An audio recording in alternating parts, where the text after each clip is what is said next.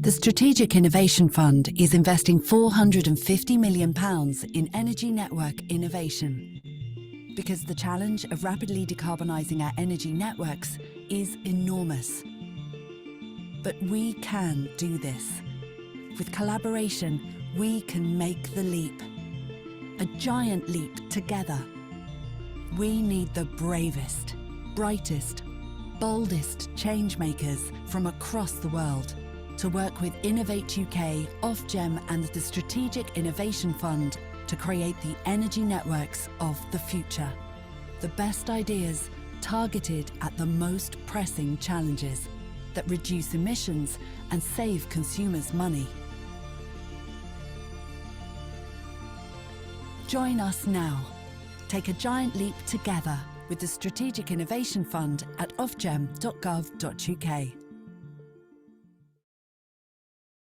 Hello everyone and welcome. My name is Matt Hastings. I'm the Deputy Director for the Ofgem Strategic Innovation Fund. Many thanks for taking the time to join us today for the Round 1 Alpha Project Show and Tell, focusing on enabling a hydrogen future. The SIF's vision, if you could move on to the next slide please, is to deliver net zero at lowest cost to consumers and also to turn the UK into the Silicon Valley of energy. That means trying to make the UK the best place in the world to be both an energy consumer and an energy entrepreneur. Our strategy is very simple. It's divided into what we do and how we do it.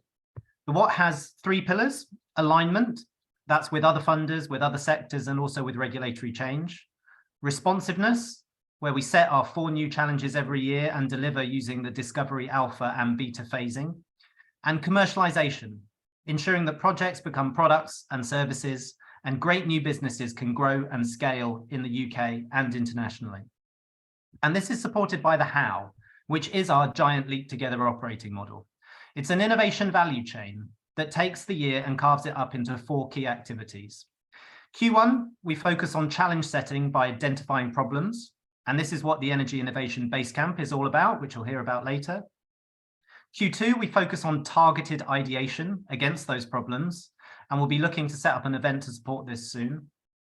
Q3, we focus on incubation and building consortia with unusual partnerships.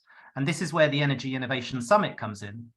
And finally, in Q4, we focus on acceleration, which is where we launch the challenges that were identified in Q1. Working with Ofgem, we set up the Strategic Innovation Fund to deliver tangible benefits to people, to the planet, and to business. Benefits that should be able to save consumers money, reduce CO2, and develop new products, services, and technologies to make consumers' lives easier. What you'll hear today are critical insights into key areas of the net zero transition. Please engage, debate, ask questions, spot opportunities, make contact, and join us in a collective effort to fix the future.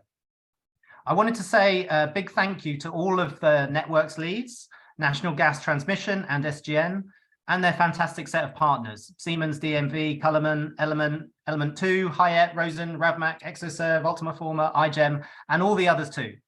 And last but definitely not least, a big thank you to the amazing Innovate UK and Ofgem teams for their tenacity, agility, and hard work.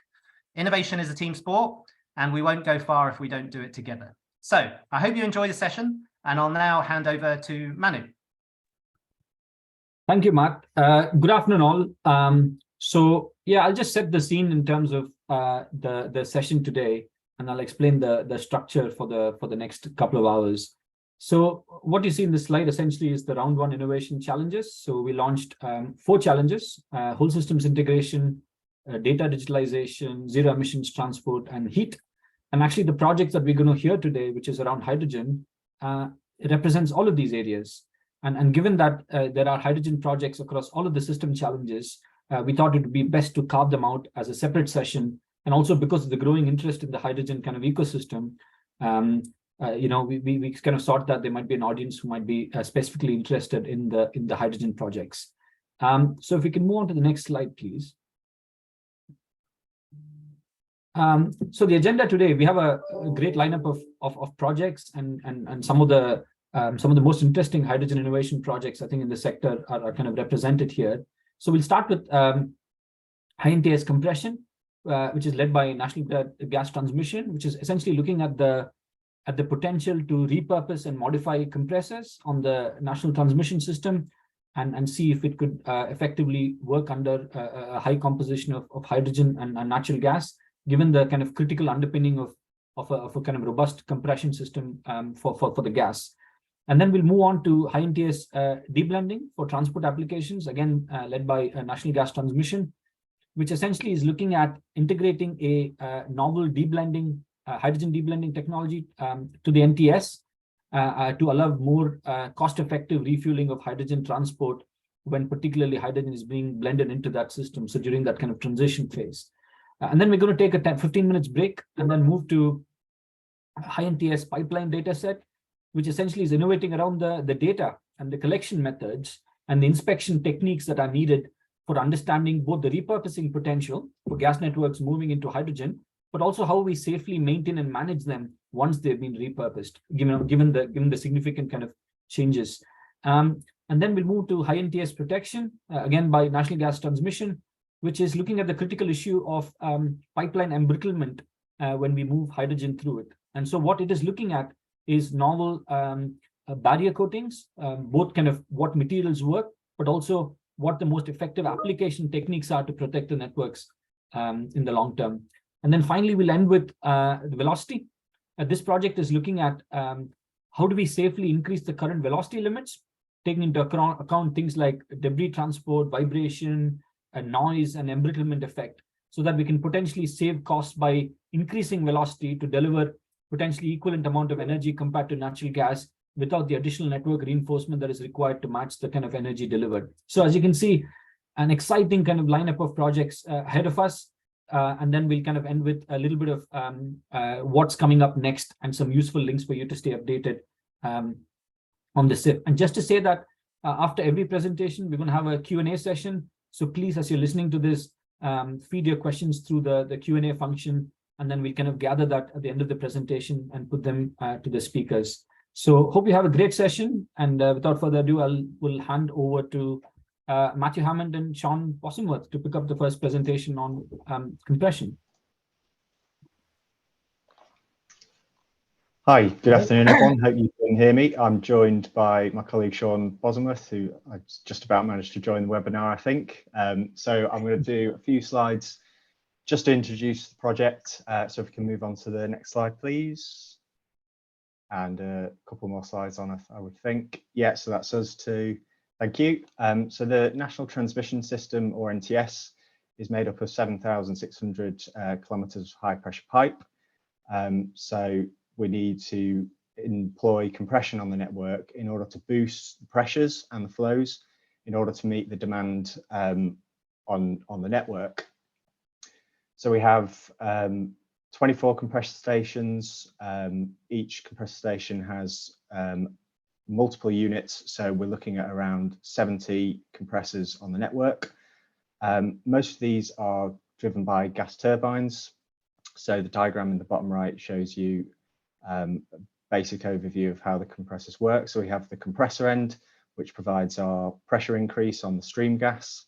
It's connected to a power turbine. The power turbine is driven by a gas turbine. And next slide, please. So what are the challenges with hydrogen compression? Well, hydrogen, first of all, is more difficult to compress. So the higher amount of hydrogen you have in the stream gas, the more power you need to compress it. The other challenge is we utilize the natural gas in the stream as the fuel for the compressor, for the gas turbine, I should say. So if we start introducing hydrogen to the stream gas, we need to ensure that the gas turbine can run on the same fuel. So we need to ensure that at any hydrogen blend, the gas turbine will be able to provide the right powers.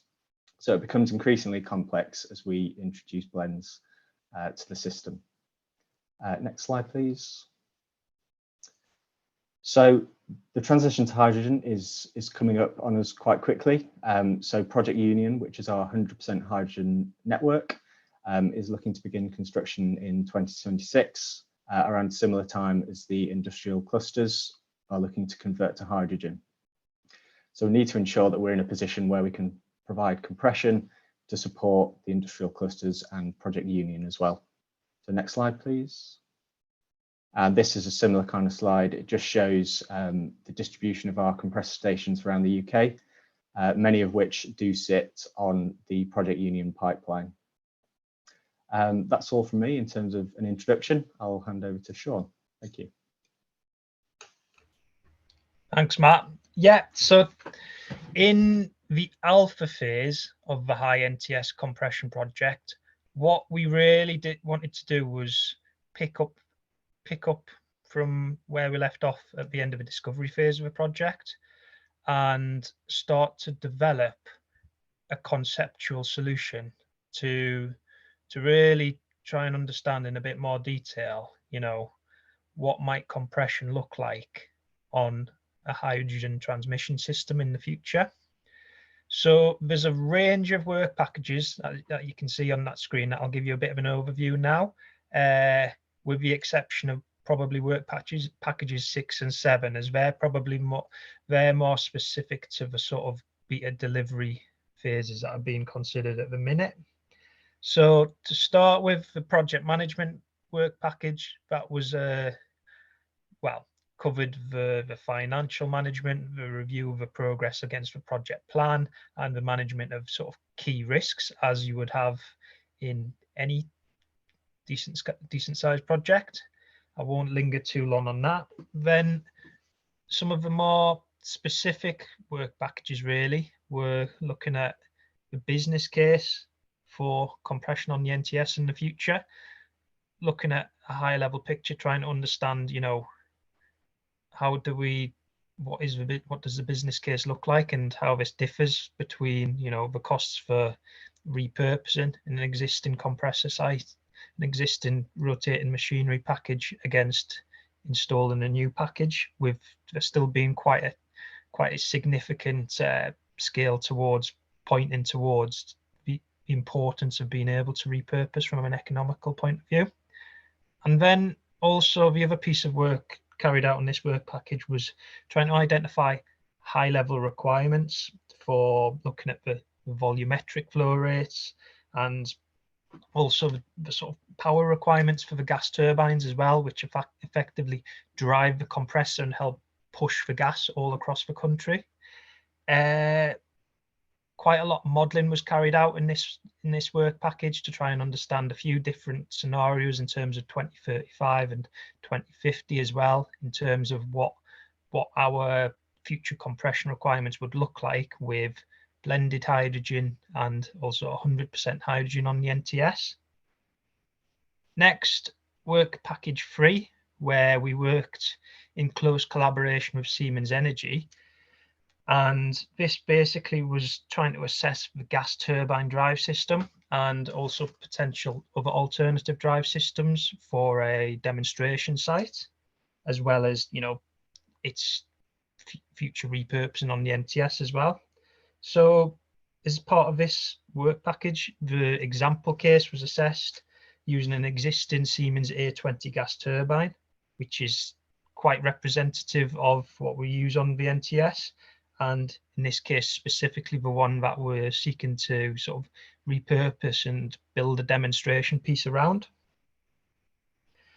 What was really done as part of this work package was a conceptual design, reviewing the gas turbine's requirements for 100% hydrogen, trying to identify the process points at which specific blends would identify the requirements to do modifications to the gas turbine, both for safety reasons and also performance reasons, and also to help align this with the proposed test program in the future. Work package 4, in a very similar instance, was carried out by Siemens Energy as well with us, and this was focused specifically on compressor equipment. So again, this was assessing an example case of a typical compressor that we would have on the national transmission system. And the two sort of key exercises carried out here were identifying the percentage hydrogen blend at which we could effectively operate an existing compressor impeller at, and then also a conceptual design for a new 100% hydrogen compression, for 100% hydrogen compression as well, which could, with the intention of that being sort of proven and demonstrated as part of a beta phase. Work package 5 then was trying to understand the demonstration piece that I've probably referred to a few times now. So this involved trying to determine a conceptual design for what a potential compression test site might look like, what equipment could be repurposed for this, looking at sort of high level logistics in terms of how we move the big equipment around and get it to the test site, and ultimately how we would carry out that test, how we would source large amounts of fuel requirements to carry out these tests. Then probably small pieces were sort of done to support work packages 6 and 7 as well. What I'd say in terms of work package 5 as well, that was done in conjunction with DNV, so reviewing their Spade Adam site for the demonstration site, and then also columns for reviewing the sort of compressor cab design and the feasibility of using an existing cabin. Next slide, please. So for sort of some of the key findings of the alpha phase really was, just to give you a very, very high level overview, we've identified that the gas turbine is shown to be capable of running on hydrogen and being repurposed around specific blend points. And in addition to this, the gas compressor is capable up to 50% hydrogen. But then the performance of it starts to decline afterwards. So that really identifies the need for a new compressor when you go above 50% hydrogen blends and get towards 100% hydrogen. And as you can see in the bottom of the screen, a new 4-stage conceptual design has been created for 100% hydrogen. Next slide, please.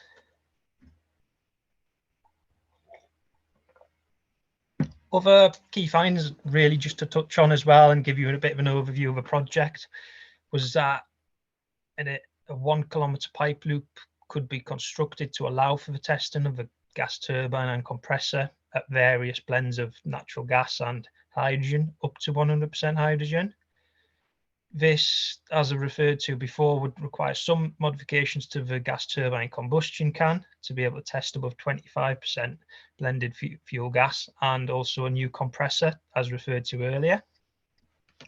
The cabin that was reviewed for the site would probably need to be redesigned to ensure it was suitable for the compressor test facility, and a key sort of consideration really was making sure it has the flexibility to test other rotating machinery packages in future, to allow, it's not quite plug and play, not quite as simple as that, but to give some flexibility for testing other packages in the future.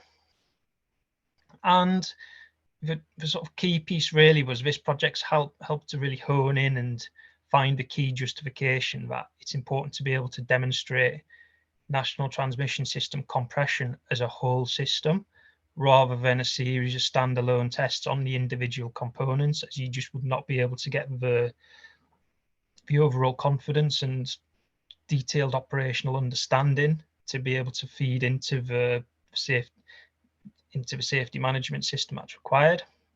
And there's also potential scope for further refinement of the test plan to be detailed in the final report as well.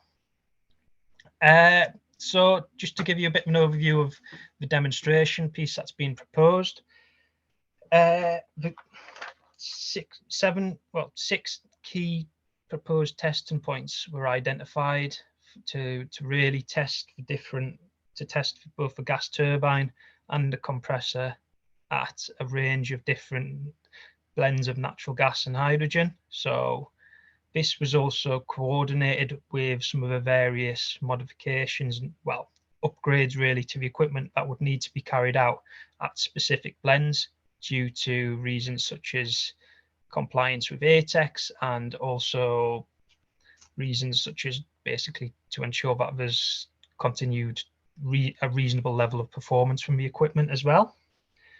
This would really give us a a good understanding, well, it would give us a demonstration that we need to be able to have a level of confidence to be able to deploy it on and deploy a compressor, well, to modify and retrofit an existing rotating machinery package on the national transmission system, and to use, you know, to have that safety evidence to justify doing it and give us that confidence that there would be no issues linked to the security of supply either, because compressors are such critical pieces of equipment. Next slide, please. What the sort of the real vision of the project, of the Alpha project, that's continued to feed into is then trying to incorporate it into the future grid hydrogen test facility and use the compression piece to, you know, add on to what's already there and use that as the next stepping stone, basically, in our understanding of how national transmission system assets operate with hydrogen and their capability in the future as well. Next slide, please.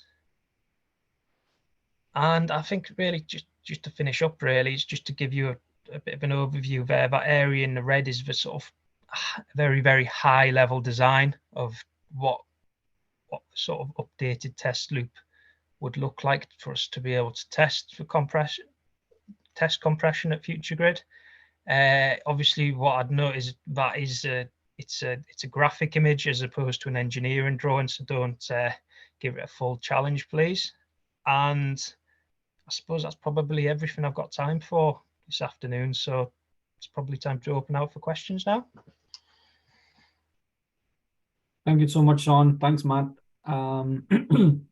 Yeah, I think I'll wait for the questions to come in, but I had a couple of questions maybe to kick us off. In terms of particularly, what's the implication for this project when you see like high pressure electrolysis also being developed, you know, things that could operate at still about 200 bar?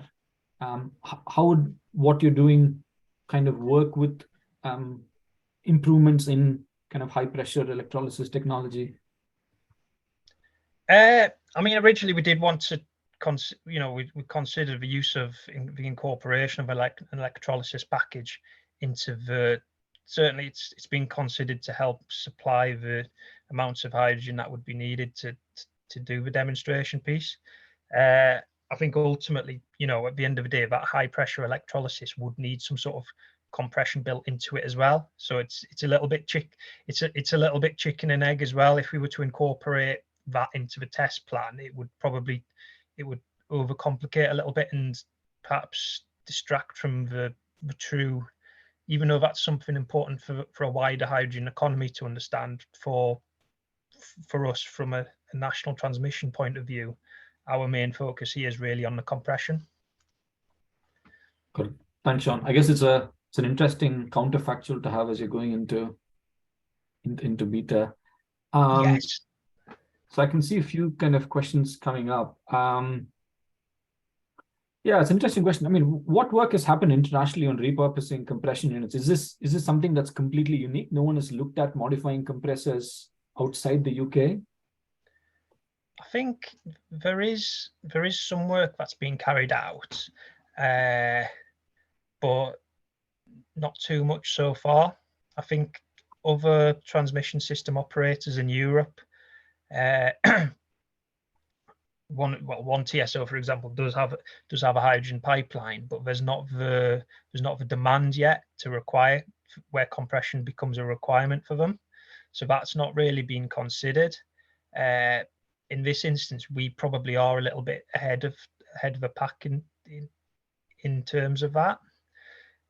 There's a little bit more work being done looking at repurposing of gas turbines, but a lot of the work that's been done is looking at gas turbines that are much bigger and much more powerful than what we have on the NTS at the minute. So that work's probably not really something that would be applicable to us and would be something that we could borrow from, really. Thanks, Sean. And just maybe a few kind of technical questions on the compressors themselves. Maybe I'll just bundle a couple of them. One is, I I guess the loading on the compressors. Have you looked at any published results on we kind of repeatedly start these compressors at much higher pressures and temperatures? Is there any published result that shows, I don't know, frequency of maintenance or lifetime of the asset implications? And then maybe just coupled to that, I guess, have you also considered any NOx impacts of compressors for hydrogen when you're repurposing versus new, like completely new compressors? Is there any NOx impact? Is it going higher or lower when you're modifying them? So the impact of both of those sort of considerations in terms of the maintenance and the NOx, that has been considered I think it's in the Siemens Energy work package, really. What I would probably say is, that impact on maintenance, that's something that's really, really key and important why we need to have this demonstration piece, because at the minute it's just based on a sort of, papers and high level review, and there's not really any empirical data to support it. So that's really, that maintenance and that impact to how it would operate, that's something really, really important, and that's something we would hope to gain that understanding from the beta phase of the project. In terms of NOx, we would expect it to be quite a significant reduction in the amount of NOx. I think something else we're sort of looking at doing as part of the demonstration piece as well is, installation of better filters and filtration systems on the exhaust system on the rotating machinery package as well. Try and capture that as much as possible, because that's something, even though it'll be reduced, we'll want to minimize that as much as possible.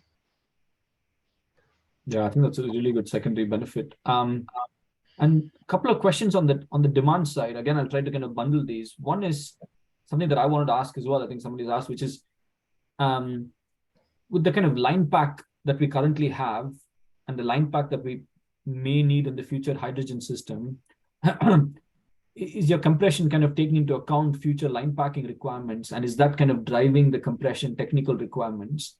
And the second, I guess there was a question around, are there any differences in terms of compression demand when you're looking at industrial clusters or sites?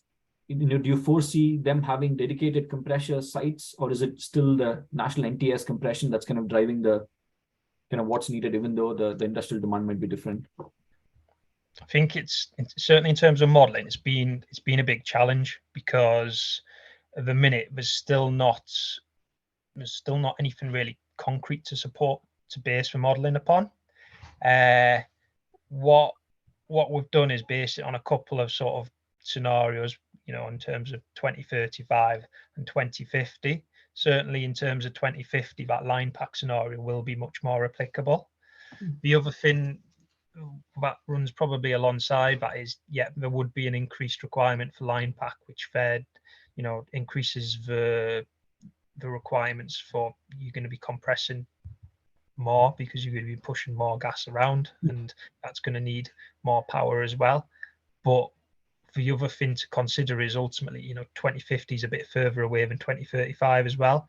That 2035 picture is going to be very, very different, because the demand's probably not going to be there yet. So the repurposing piece is probably very, very relevant for that scenario.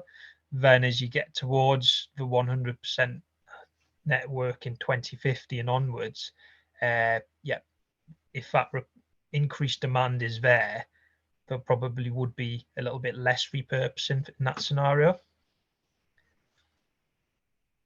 Understood. And maybe a few questions on the scope of innovation itself. Yep. I guess one of the questions around, is this kind of improvement in engineering design and testing, or are there kind of more creative innovation aspects to the project? That'll be good to, I know there's been a lot of work done and you only have 15 minutes to present, so it'll be good to maybe bring out some of the other innovative aspects. And then linked to that, it's a question from Paul, which is around, like, from your business perspective, how are you considering the outputs of this work in terms of feeding into your future compression strategy? Is this, you learn from this and this is going to completely dictate your future compression strategy, or would you still be continuously looking at innovative compression solutions going forward? I think, in terms of innovation, we've got to be as a business, and as a business which is, tries to embrace innovation as much as possible. If anybody has any innovative solutions or any new novel ideas, we'll always be open to have a conversation and consider that. The other thing that's probably worth noting is compression is such important critical equipment. It needs to be, it needs to go through a level of rigor in terms of the design, the manufacture, the testing, commissioning, for us to be able to have that level of confidence. In terms of, probably, other innovations that are incorporated into a project, that's something we can emphasize that a little bit more in the final report, really, because there is a lot more innovation involved in the project. I think from a strategy perspective, it's very, very important, this project, for national gas transmissions, what our compression strategy might look like, because the sort of the cost benefit allowance and the costs between, repurposing costs and installation of a new compression set, there's still quite a significant variation of, it costs, we estimate it would cost about £10 million to repurpose versus costs of about £50 million to replace for new. And when you extrapolate those costs across 70 different compressors altogether, I think, that you get to you're talking a matter of billions, which is quite significant. And I think another real level of value that repurposing offers is that as the hydrogen economy starts ramping up, there's going to be more and more demand for some of these specialist equipment items, including gas turbines and compressors, and the lead times are probably going to increase a little bit as well.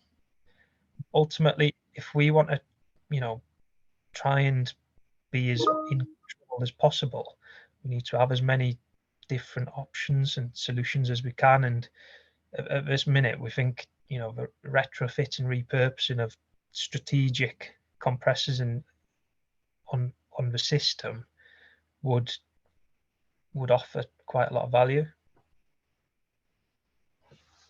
Thanks, Sean. Actually, staying on that point in terms of continuous innovation and kind of understanding system transition, there's a question around, like, will the needs of the compression system change in the future when we have more distributed injection and withdrawal points? Let's say we have like a distributed hydrogen future when there are many smaller electrolyzers feeding hydrogen in, and there's a lot of different demands taking hydrogen out. How are you kind of considering those future scenarios, and what the implications for a transmission strategy, a compression strategy rather? I mean, the modelling has been based upon the Future Energy Scenarios report. So that's based on some of the various different scenarios in that. Ultimately, for a system to be more resilient and cope with less sort of, for a system to be able to cope with a more diverse amount of inputs and outputs on the network, what would I see that happening? We probably need a bit more, some more compressed, our site reconfigure, a little bit more site configuration might be required just to allow the flow of gas in more than one direction. Be able to respond a little bit more to when more gas, when more hydrogen is coming in and coming out of the network as well. But ultimately, again, like I said earlier, it's a bit of a chicken and egg scenario of that as well. It's difficult to design a system to cope with that demand when you don't know if that's definitely how it's going to be. Yeah, it's kind of constant checking in. What's you can't kind of fix this. It's an iterative process, really, and that's what's quite handy about the different work packages that we've carried out on this project, because we've considered scenarios and the modeling piece, and then that feeds into ties into the test requirements for a standalone rotating machinery package. And then that also feeds into the sort of requirements for what we need for a demonstration site. And there is, it is a continuous iterative process to sort of bind together that test plan against a pretty realistic scenario. Yeah. Thanks, Sean. And then I think there's a couple of questions in terms of your beta plans, and then into business as usual, or what the trajectory looks like. I guess the question is, in terms of how you constructed your kind of beta in terms of trialing on future grid, what does that kind of the next steps look like from then on to BAU? Do you foresee any more kind of taking it into a live network and potentially testing it, or is it more from the test site you can kind of jump into BAU? And then maybe if you can also consider the question around, in terms of environmental impact considerations around air emission limits, compliance, etc. Is this going to be part of the beta testing? And if so, have you had conversations with like an environmental regulator to understand what kind of evidence is required? Has that been built into your kind of beta plans? So in terms of the demonstration piece, I think what I need to just re-emphasize is, the key output of the report is that we need to do a demonstration, and we think the existing future grid site would be an excellent place to do that demonstration work. Whether that's through the beta mechanism or we need to consider another mechanism, that's still not quite defined yet. What I would say in terms of the environmental considerations, yes, certainly for a piece of equipment like that, there's going to be quite a lot of environmental considerations that need to be thought of to allow us to do that testing piece. But on the other point of view as well is we need to also focus on what the outputs could be as well, and certainly from an environmental and sustainability point of view, trying to repurpose pieces of equipment as much as possible and restore and relife them is certainly the best thing to be doing, and the best acceptable technique, really. Thanks, Sean. And I think that one more question on the beta, I guess, is from me, and then there's one more. I think we've got a couple more minutes. Is that what do you see as the biggest, I guess, technical risk in your beta plan that you want to kind of show, create evidence and kind of minimize so that you understand how it can be used? Like what's the biggest risk that you want to kind of mitigate in beta? Still, to me, the biggest risk's probably, we're going to have a large amount of hydrogen that we need to be able to carry out the testing that we need to carry out. I know there's more and more sources of hydrogen coming on, but one, big challenge we're going to have is to get that hydrogen into the facility quick enough to be able to carry out the tests that we want to carry out. Understood. And also, I guess kind of beyond that, like in terms of what would you like to prove, I guess, in beta? You've got a modified design that you've kind of done in alpha that you're going to test it. Are there specific kind of KPIs for you? What looks like success for you in beta? What would you want ideally to happen? I mean, ultimately in beta, we want to be able to demonstrate that a gas turbine and a compressor can be modified, and a retrofit option would be feasible to be deployed on the national transmission system. Now, again, retrofit, there would be a level of upgrade required there. What else do we want? We would need that to give us the evidence as well about the evidence that this equipment safely operates with hydrogen, which would then allow us to go away and review our safety management systems, review the sort of quantitative risk assessments and other key sort of safety procedures that we have with how these systems would operate. It's really important for us to be able to do that as to test it and demonstrate it as a whole system as well. That's really, certainly from a safety perspective, that's something that's really, really important. And with the with the sort of safety legislation in the UK, and certainly some of the feedback we're getting from the health and safety executive as well, is we would expect that we would need that whole systems demonstration and testing piece, that evidence to be in place before it could do that next step of deploying it on the live network. Brilliant. Yeah, thank you so much, Sean. I think that's the end of the questions, and thank you so much for the presentation, Matt, Sean, and also for taking all the questions. Thank you. That's great. Thank you very much, Manu. Thanks. So moving on to our next presentation, it's HyNTS Deblending for transport applications. If we can move on to the next slide, please. And I can please invite Dave Hardman, Louis Day, and Leonard Rainmakers for the presentation. Over to you. That's great. Thank you very much, Manu. Hi, everyone. So yes, I'm here to talk about our HyNTS Deblending project for transport applications. And I'm joined today by Louis and Leonard from Element Energy and HyNTS Hydrogen. So I'll pass on to those guys when we get to their particular part. So if we could go through to the first slide, that'd be great. Lovely, thank you. So I'm just going to do a quick introduction into the project and set the scene. Ultimately, I was looking at this project as a new market entry. So this isn't necessarily so much as trying to solve a problem for the gas network, but this is a new concept and a new market for gas transmission. So it's quite an exciting area to be looking into.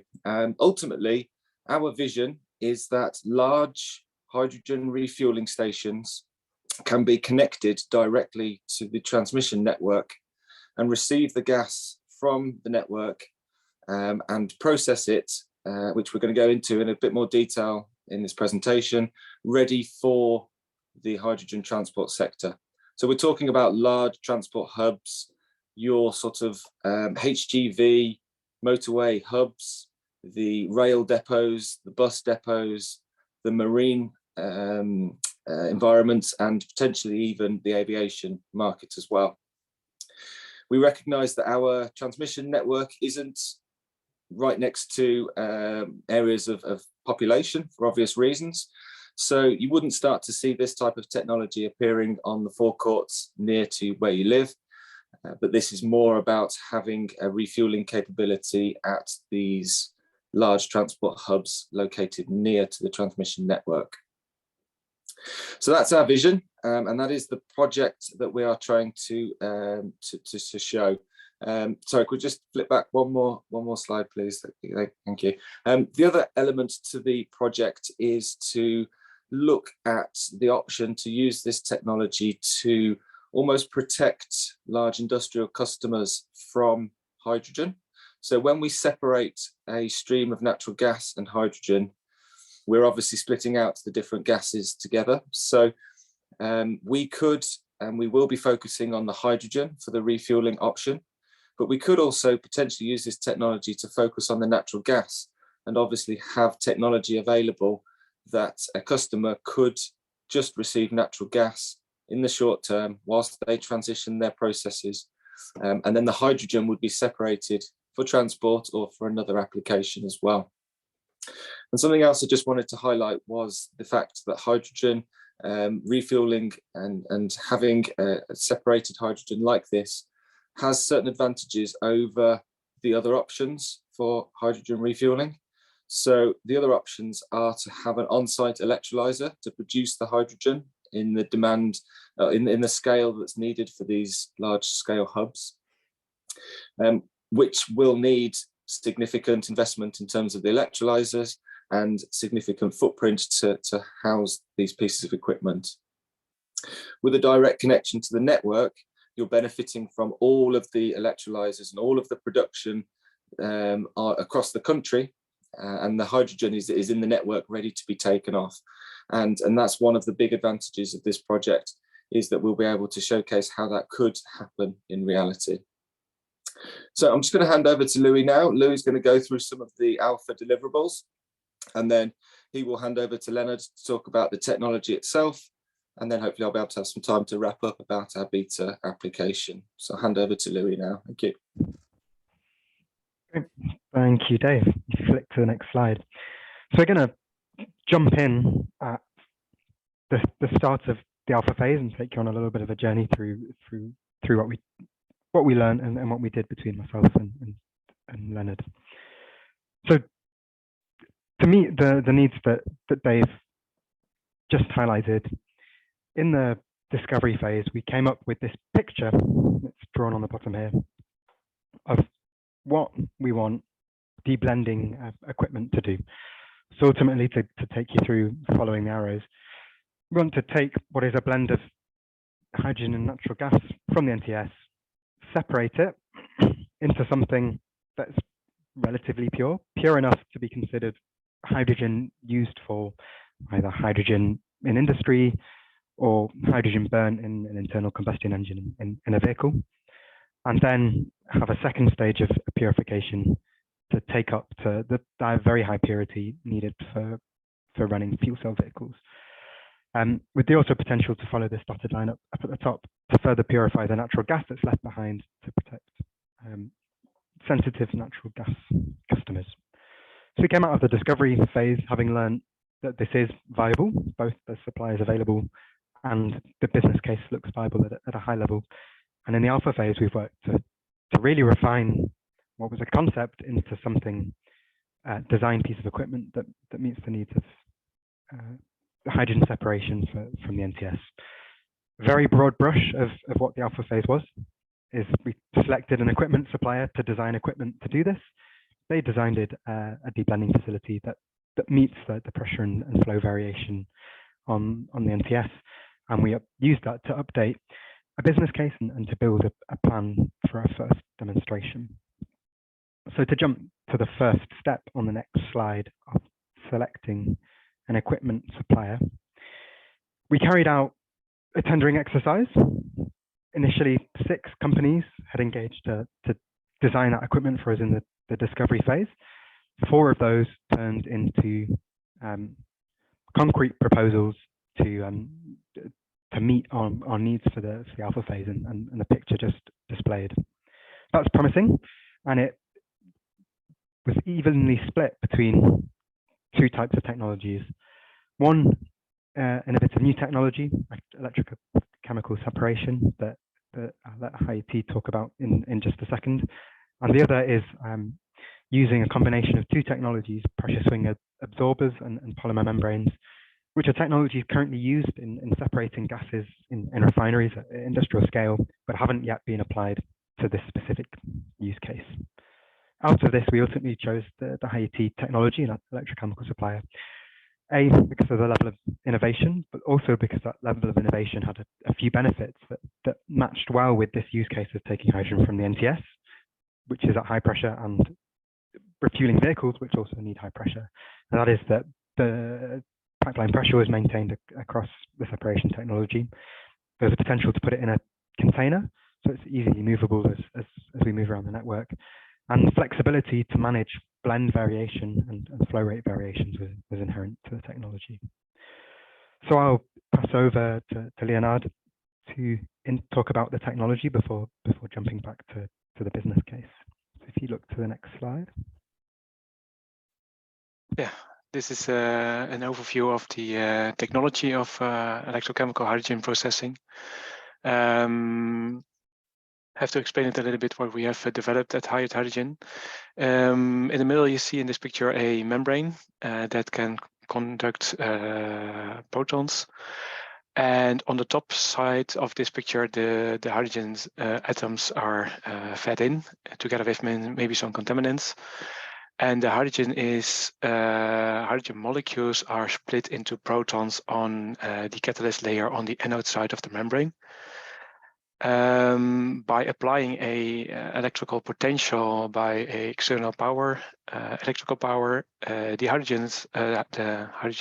protons are moved through the cathode side of the membrane, and there they are reduced again back to hydrogen molecules. So what we are effectively doing is pumping hydrogen molecules with a intermediate step. Other molecules are not moving through our membrane, so we're very selectively extracting the hydrogen from from a gas mixture. What you can do in this case is compress the hydrogen as well, because if you keep the hydrogen, the cathode side where the hydrogen is moved to, if you keep it closed, the pressure will increase. So this technology can be implemented, and if you click to the next slide at another time, if you click it again, then you see that it can be integrated in a what we call a MEA, a membrane electrode assembly, similar to proton exchange to proton exchange membrane fuel cells or PEM electrolyzers. Here also in this technology we are using cell plates to separate the membranes from each other, and by stacking that you can build up a complete stack similar to what you might know from electrolyzers or fuel cells. Building these units into a system is then the next picture. If you click, this system is very flexible in size because we can just add an indefinite number of stacks to increase the capacity. This is mainly a compression technology with a little bit of purification. We can also apply this exact same technology. If you click 2 times now, you will see the same technology on the left bottom side, but that is with just more other molecules like methane, so a lower hydrogen concentration. And then we are talking about extraction and purification. It's the same application. It's a little bit different implementation of the technology. And with this application, we are not going to the very high purity, to a high purity, but not to a high compression rate. So if you integrate that again with clicking by the next to the next one, you can also integrate this into a bipolar plate and MEA configuration. And if you combine that again into stacks, you have the same kind of system. The biggest difference here is that for this extraction and purification, we will place these stacks in a pipe spool. So it's directly part of a pipe spool that extracts the hydrogen out of the natural gas. A big benefit that Louis already mentioned is that by doing this, there's a very little pressure drop over of the natural gas flowing through these series of stacks. So this will not need any recompression steps after the separation. If you move to the next slide, here the different technologies are shown that are already existing to separate hydrogen from gas mixtures, for example, natural gas, which are the cryogenic separation, the pressure swing absorption, very well known, polymer membranes, so passive membranes, and palladium membranes. And the last technology that HyNTS Hydrogen has added is the electrochemical separation technology. For the pipeline blends, if you click next, we need a very low concentrations of hydrogen in the NTS. So that will start with only a few % of hydrogen in there. And also in that lower range of blends, of hydrogen blends, the technology of electrochemical hydrogen separation can be done. But also on the higher end, if you click next, for the more pure applications, also the same technology can be used. And that's one of the reasons, like Louis already explained, is that we have the technology is selected for the alpha phase of the project.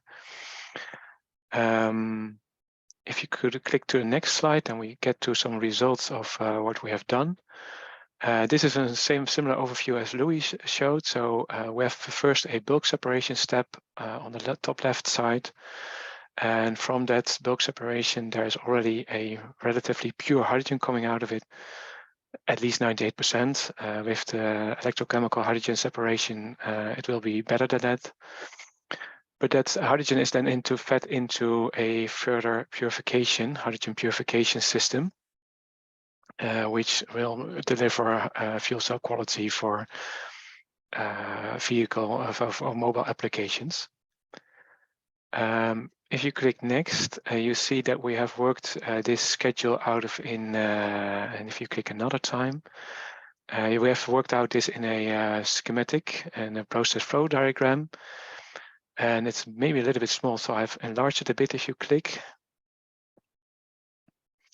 So the mixture of hydrogen and methane is coming in from the left-hand side on number A, for label A, that is flowing from the left to the right-hand side. And in the middle, you see two parallel vessels, HP001 and 002, where the hydrogen is extracted. So that is the heart of the whole system.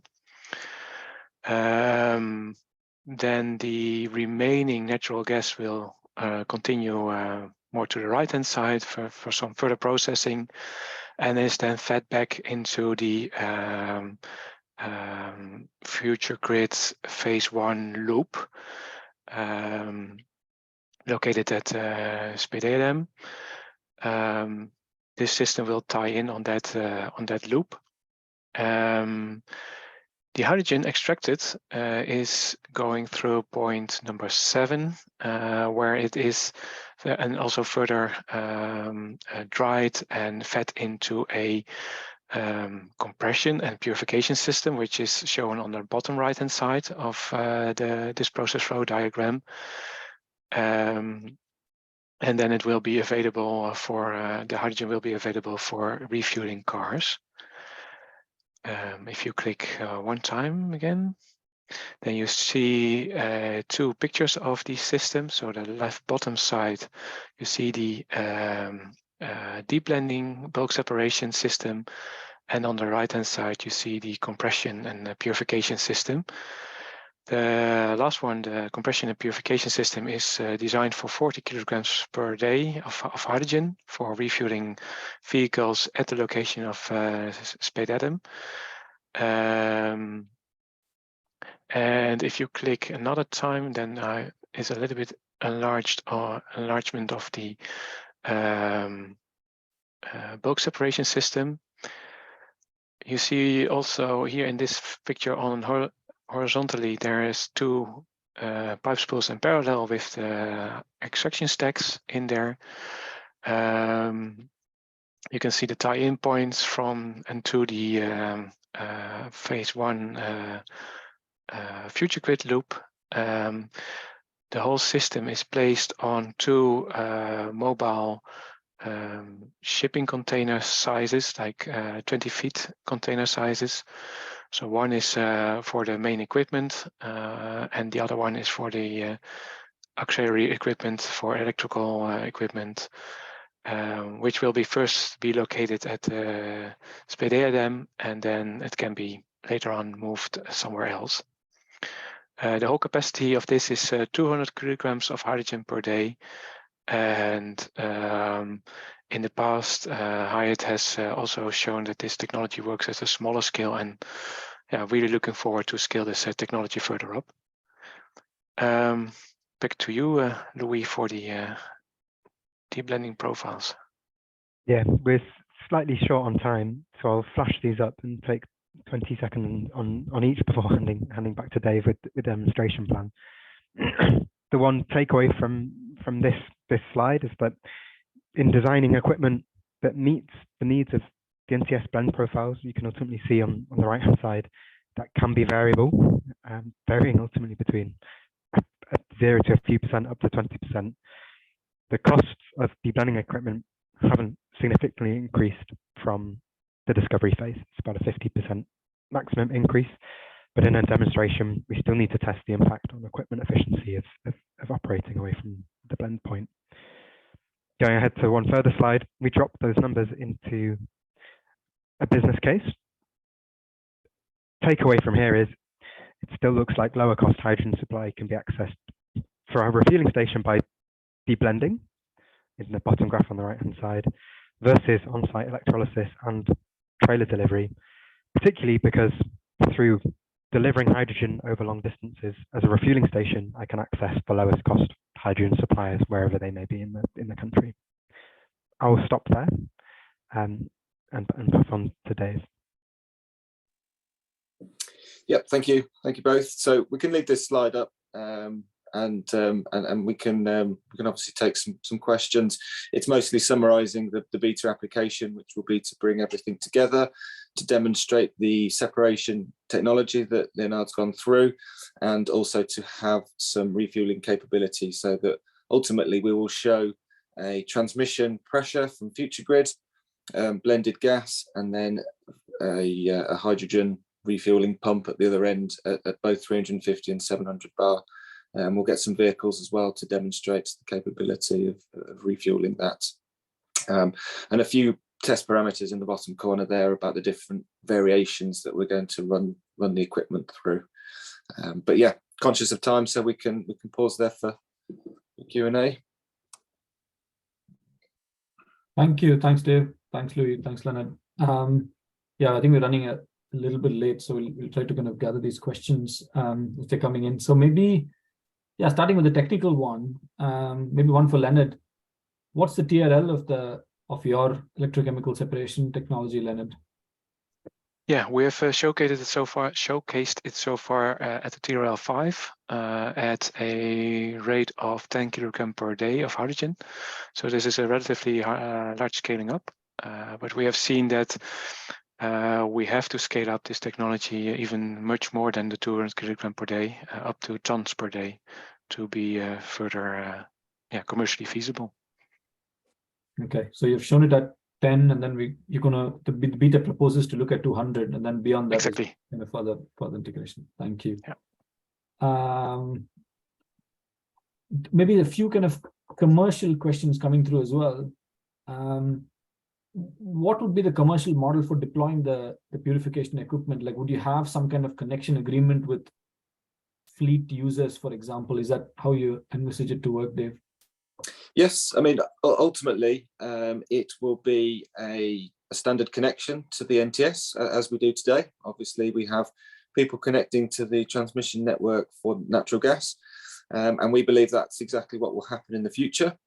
There will be locations where the NTS is close to these transport locations, and a company will simply approach National Gas and say, we'd like to take a feed of gas from the network, and we will separate and serve hydrogen up as a business, as a commercial model to whoever the transport is nearby, be that road, rail, marine, or whatever it may be.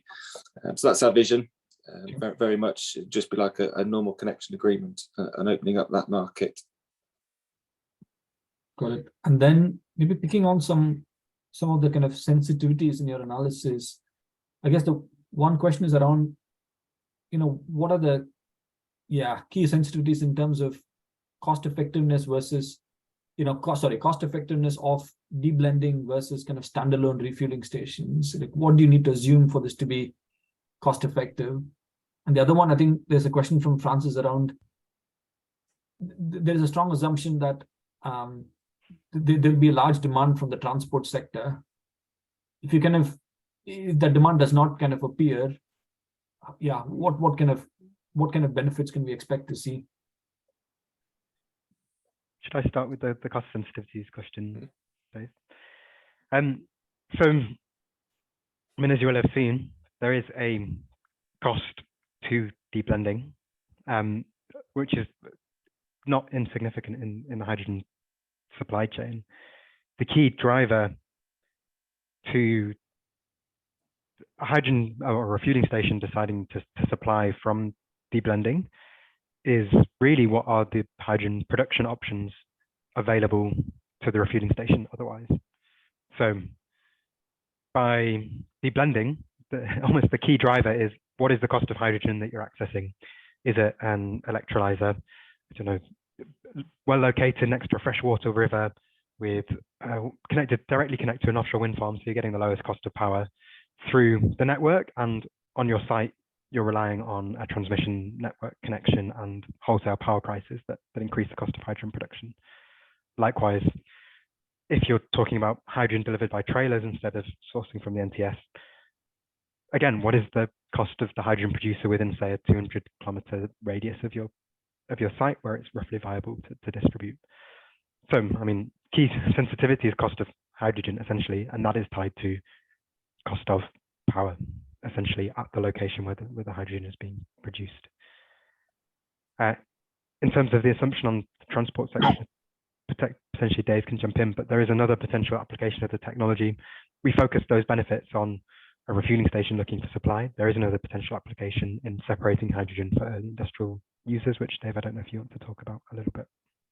Yes, yeah, I can talk about that. I think in terms of the transport sector as well, I think we've obviously, as you assumed that there will be a demand for this for hydrogen in the transport sector. I think what we're seeing is those really large scale transport hubs will still need hydrogen. So whether or not it'll be lots of vehicles that you drive around about today, we are really focusing in on the HGV, rail, bus, those hard to electrify transport sectors. That's what we're really focusing on here, that just won't be able to operate with an electrified solution. And we think that demand will still be very key in the future. And yes, as Louis said, that there is the option to look at the hydrogen stripping side of this and the protection of hydrogen for some sensitive customers in their transition. And obviously that's something that we can look at and test within this program as a bit of a side benefit, as an added benefit to this project. Thanks, Dave. Maybe staying on the kind of demand side and the sensitivity there's a question around, has your project done any systems modeling to indicate correlation? I'm not sure if it's spatial or temporal correlation. I'm assuming it's spatial, like correlation between transport demands requiring purification and the kind of early adopters like industrial clusters. Is there any particular correlation that you've looked at? Yes, yeah, definitely. So for the marine environments, there's a real strong correlation. Quite often, our gas pipelines will go past coastal regions, and obviously we've got our terminal sites which bring gas into the network. We are looking, there will be hydrogen produced at these locations, and obviously there will be the transport demand for marine at those locations as well, being coastal. We've also had some really promising conversations with major forecourt suppliers and providers. And actually we have already done some spatial activities looking at where these major road demands could be and our network as well. And there's been quite a few highlighted around these early adopter industrial clusters and also where our network is located. So there is some strong correlation between the two. We appreciate that this isn't going to be a solution that will fit in every single location, but we wanted to highlight as a potential for where it does fit. This could be a very real option for those people that are interested. Thanks, Dave. Maybe there's a few questions around the kind of energy balance of this whole solution. Maybe let's kind of bundle that.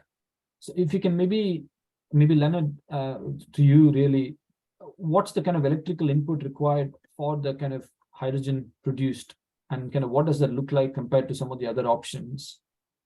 So yeah, what's the energy cost, I guess, kind of doing electricity, it's powered by electricity. So we always express this in amount of kilowatt hours needed to extract 1 kilogram of hydrogen. And we have showcased in that previous projects where we have really demonstrated technology at a smaller scale that we can do 2 to 3 kilowatt hours per kilogram, but not more than 4 kilowatt hours per kilogram. If you design the system properly. So there's a lot of parameters that we can tune, but these are basically the range that we can operate at. If you want to go to really polishing or blocking the hydrogen to certain users of the natural gas that they cannot use the hydrogen in there, that will cost a little bit more energy.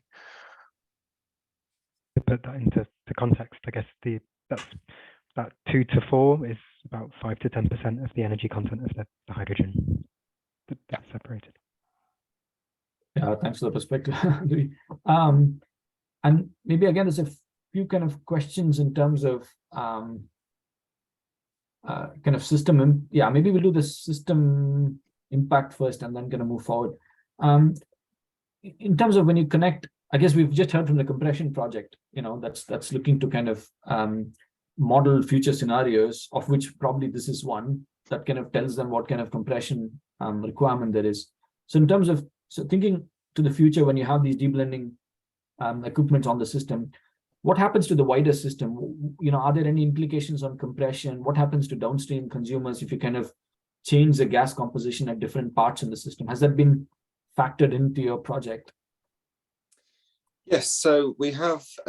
We've also carried out some network innovation allowance projects on the concept of deblending. We recently published a report on the commercial and market arrangements of deblending and separation.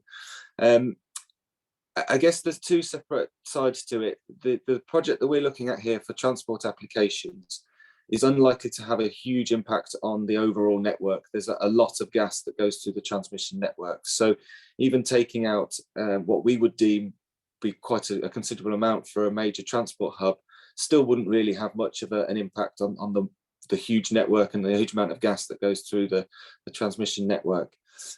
If you then flip it and look at it as the other side in terms of stripping out the hydrogen and protecting large scale industrial customers, there could be an impact on downstream customers, as you say.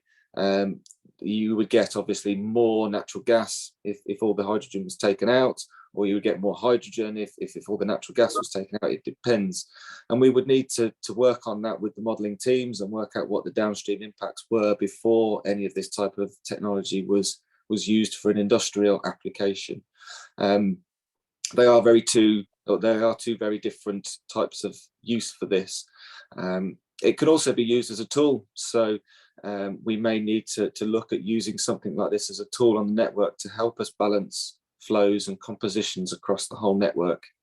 And that will just come in time as we start to develop this and understand the capabilities of the equipment. But I do believe for a transport application, even if we're talking tons per day, I think it'll be a negligible impact on the network. Thanks, Dave. A few kind of questions in terms of commercialization and kind of going into BAU. I'll try to bundle these. One, if you can give us a sense of time scale, maybe one from Leonard in terms of that 10 to 200 and kind of beyond. What does the time scale look like for commercial development? And then linked to that, in terms of real world demand, I think we've spoken about industrial users, transport users. Again, if we can paint a picture on when you're likely to kind of see some of these demand coming through for this technology to get deployed. And linked to that, there's a question around if those transport users are quite important. Have you kind of engaged with them? Are they part of the project? Yeah, let me first answer the time to market question. For sure, we need this demonstration project first, and you see here on the slide below a timeline of at least 2.5 years to do the construction, commissioning, and testing. After that, we need to scale up to another higher scale, to higher capacities. But for some applications, this could already be a system that can be commercially available for at locations where there's a smaller flow feed of the natural gas. But yeah, for commercial applications, for this HyNTS scale, we need after this project, I expect another 2 years to scale up the technology further. Thanks, Leonard. Yep. Just following on from that then, I suppose in terms of the network itself, obviously we don't have hydrogen in the transmission network, so that would have to be a precursor to using this equipment. Our current plans are obviously focusing on the project union backbone, which was mentioned in the earlier presentation, which is 100% hydrogen. So we would be looking to see where the network would be transitioned to a blend, and obviously that's where this sorts of equipment could be used. If we did have the project union 100% hydrogen backbone live, then of course we could look towards the other end, which would be the purification and compression side, and the refueling pumps would be there still. So there could still be an application for some of this project in the 100% hydrogen scenarios as well. So that's a very real option. For the life of me, I can't remember what the third part of the question was, Manu. Sorry. That's fine. The question is around stakeholders. So, you know, if yes, those perfect. Yes. Yeah. Yes. So we've had some really good conversations with those major forecourt providers that I talked about earlier, and they are more than likely going to be part of the beta application. And is that just road transport, Dave? Is that, or because you also mentioned marine and aviation potentially? Are those, will they be involved as well? Yeah, so initially we are talking just to the road stakeholders, but we'd definitely like to reach out to some of the marine examples as well. So if anybody's on the call listening, then please we could get in contact and we can see where that could go. Brilliant. I think we kind of already, I think I've eaten 6 minutes into the break. So I'll kind of leave it there. Thank you so much. And Leonard and others, if it's okay, I'll leave some of these questions on if we can kind of type answers, or we're happy to pick up kind of later on as well. So yeah, thanks so much. Thanks, Louis. Thanks, Leonard. Thanks, Dave, for the presentation and taking all the questions. Thank you. Thank you. And thanks for everyone for putting the questions in. Yeah, we haven't had kind of time to get through all of that. So I think we're going to move to a quick break now. It was supposed to be 15 minutes, but I've not managed time really well, so I've eaten into it. So if we can come back 25 past, we'll pick up the next presentation, HyNTS pipeline data set. So we have about 8 minutes if you want to make yourself some tea and come back to the presentation. So see you back in about 8 minutes. Thank you.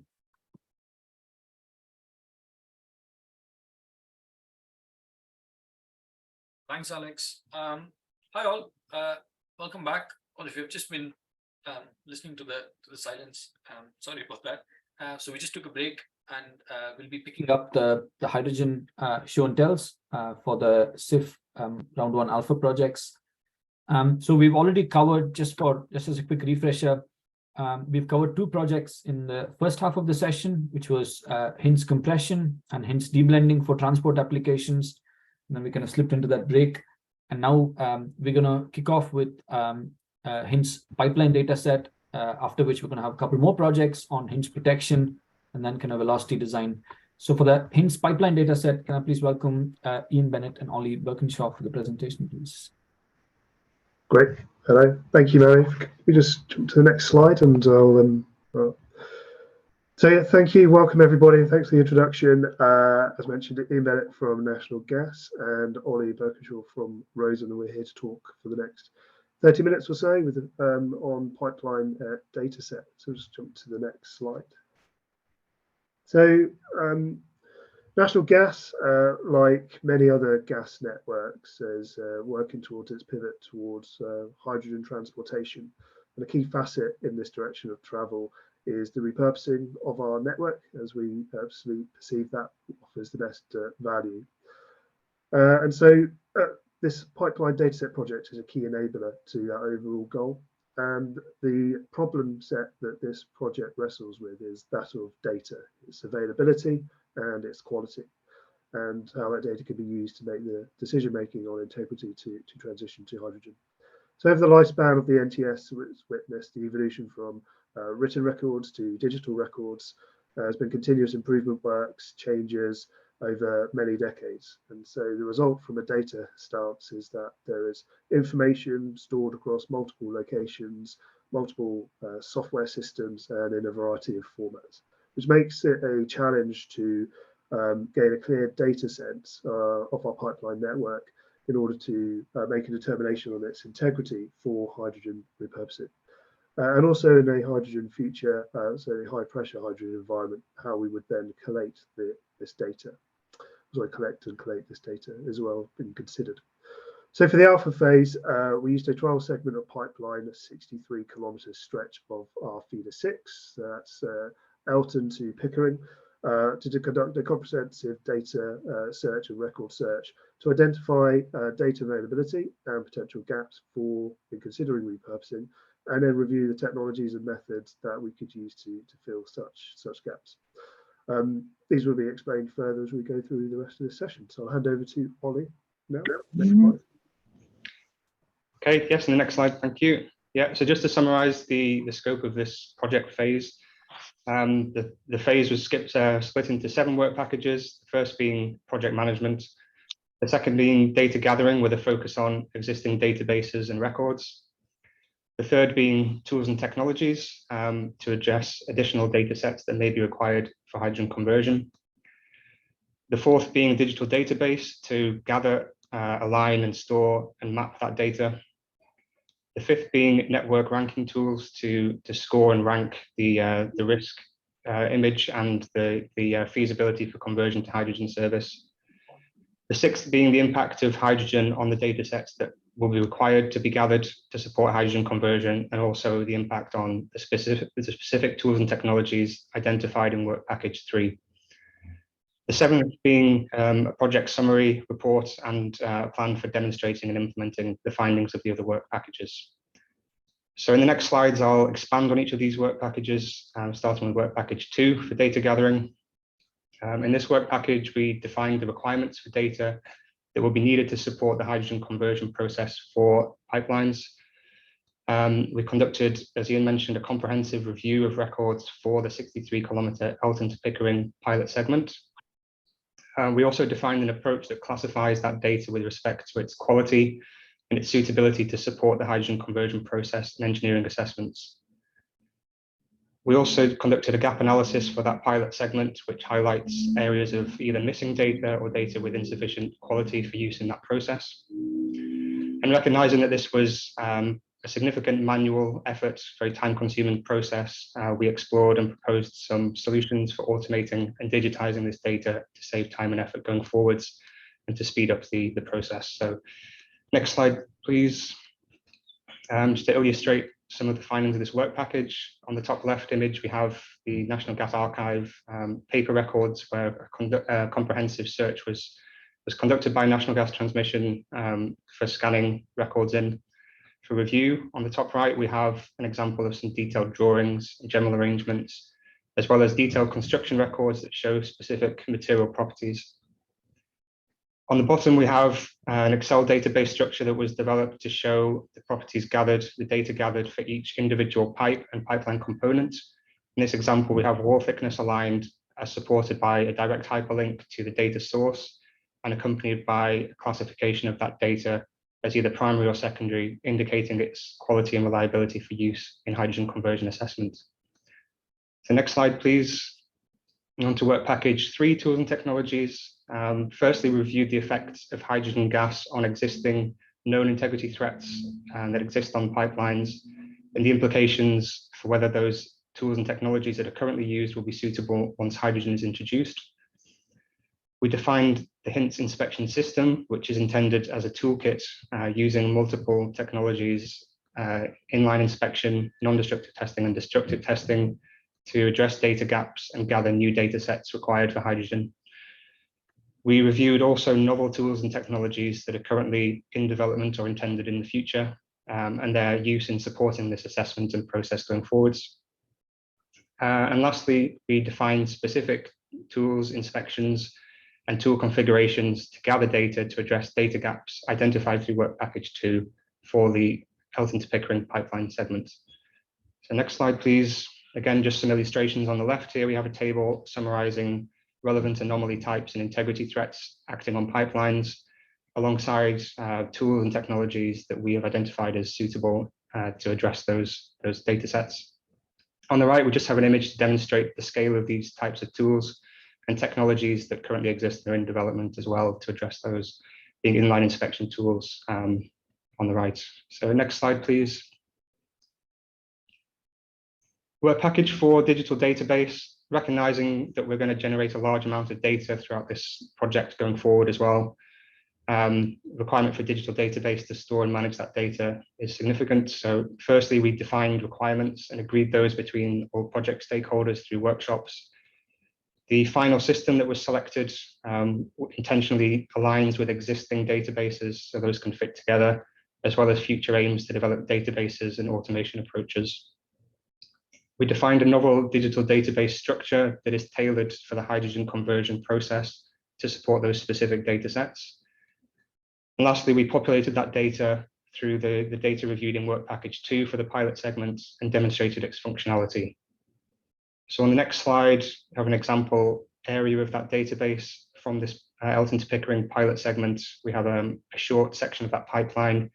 In the center right there, you can see an image of the pipeline with individual pipes and pipeline components identified there. We also have these colored dots, which represent locations of integrity threats, being things like metal loss or geometric anomalies. And we can also create this dashboard type structure around this database that summarizes the presence of integrity threats, their severity and density over specific segments of the pipeline. Next slide, please. The Work Package 5, Network Ranking and Assessment Models. In this work package, we developed novel models that are intended to display the risk profile and the readiness for hydrogen conversion of the pipeline network. The first model was a network ranking model. This is a higher level approach that displays between specific pipeline segments over the network, their score and ranking for hydrogen repurposing. And the second being a more detailed model that within each pipeline segment, we can now look at specific areas down to individual pipes, individual pipeline components, as shown on the bottom right here, where we have color coding illustrating different scores throughout the pipeline. The functionality and design of these models was intended to integrate going forwards with digital databases and future software developments at National Gas Transmission. The next slide, please. Work Package 6, the impact of hydrogen on tools and technologies. Firstly, we explored future operating scenarios in hydrogen with respect to potential operating pressures and pressure cycling regimes. We demonstrated that there's a high sensitivity to those future operating conditions, and it's important to define those going forwards to support the process. We examined the material compatibility of inline inspection tools, specific components in those tools for use in hydrogen environments, and we disclosed results of laboratory testing of those components in hydrogen. One key finding, as shown on the bottom left, is that magnets, as used widely on inline inspection tools, can be severely damaged or completely disintegrate and require use of suitable coatings to prevent that damage mechanism. So in this work, we identified some suitable coating types and also the need for further performance testing on a full-scale basis. We also conducted some tool run simulations for inline inspection tools in natural gas and compared in hydrogen. So this image on the bottom right here, we show a velocity profile as the tool passes left to right along the pipeline. The red line showing the velocity in natural gas and the blue in hydrogen. What we show here is that we see challenges in achieving stable run speeds, which are essential for good data quality and good data capture. And through this, we were able to look at the effects of specific tool configurations on the run stability and their effects on gathering data. The importance of those tool configurations specifically meant that we could require some needs for future testing and full-scale trials to be implemented going forwards. So Work Package 7, being the demonstration and implementation plan, didn't have its own technical findings specifically, so I won't go into that. But going back after having gone through the work packages individually, just to summarize throughout this project, the challenges and user needs that were identified. We identified 4 main challenges, the first being the scale of the pipeline networks. We have more than 10,000 kilometers of pipelines for the stakeholders in operation. To address the data gathering and review for that scale of that system would be a monumental effort. So to support that, the user needs are that we have improved efficiency of those processes, and the solution for that being exploring approaches to automate and save time in those processes. The second being efficient data management once we generate these large quantities of data. And to support that, the solution was defining a novel geodatabase structure that is specific to hydrogen conversion approaches. The second challenge being, how do we actually close gaps in data where we find those gaps? And how do we collect new data sets that will be required for hydrogen that are not currently inspected for in natural gas? The need is that we have suitable tools to address all of those data gaps. The solution is that we reviewed not only existing tools and their suitability to address those gaps, but also appraise novel solutions for inline inspection and non-destructive testing. The third challenge being that the future operating parameters in terms of operating pressure and cycles in pressure, which are driven by supply and demand scenarios, are at present unclear. So the user need is that we have a clear picture that drives those assessments, what extent data gathering may be required to justify that operation. And the solution we had is that we didn't have those defined scenarios, but we did come up with a range of future operating scenarios to cover a plausible range, and we conducted sensitivity studies to demonstrate those approaches. The fourth challenge is that some areas of the national transmission system and local transmission system can't be inspected by inline inspection. That makes it significantly more challenging to gather data over wider areas of the pipelines. But we do still need to gather data on those pipeline sections that aren't inspectable. The solution we have is that we reviewed non-destructive techniques and destructive solutions, including novel technologies to support those gaps. So next slide, I hand back over to Ian to talk about opportunities and benefits. Yeah, cheers, thank you, Ollie. So as I detailed at the start, this project is really an enabler to the wider repurposing of existing pipeline infrastructure. And so the subsequent benefits can be gained, will be adhered to from those repurposing from the energy transition to net zero. The project also informs the data needs for Project Union, which has probably been heard about already earlier in previous presentations, but just as a recap, that's the flagship project for us to convert 2,000 kilometres of pipeline to hydrogen and establish a hydrogen backbone. And in so doing, it provides an early roadmap to how and where to source data for future pipelines as we expand.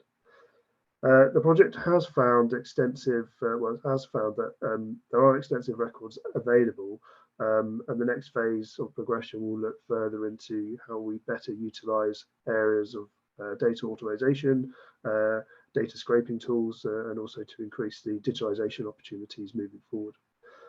And whilst not currently utilised, there are inspection tools available to fill the majority of perceived data gaps when you consider hydrogen into the mix. Plus, there is other innovation work, particularly in the destructive testing area, which is bridging the gap of the data needs that we may have in the future.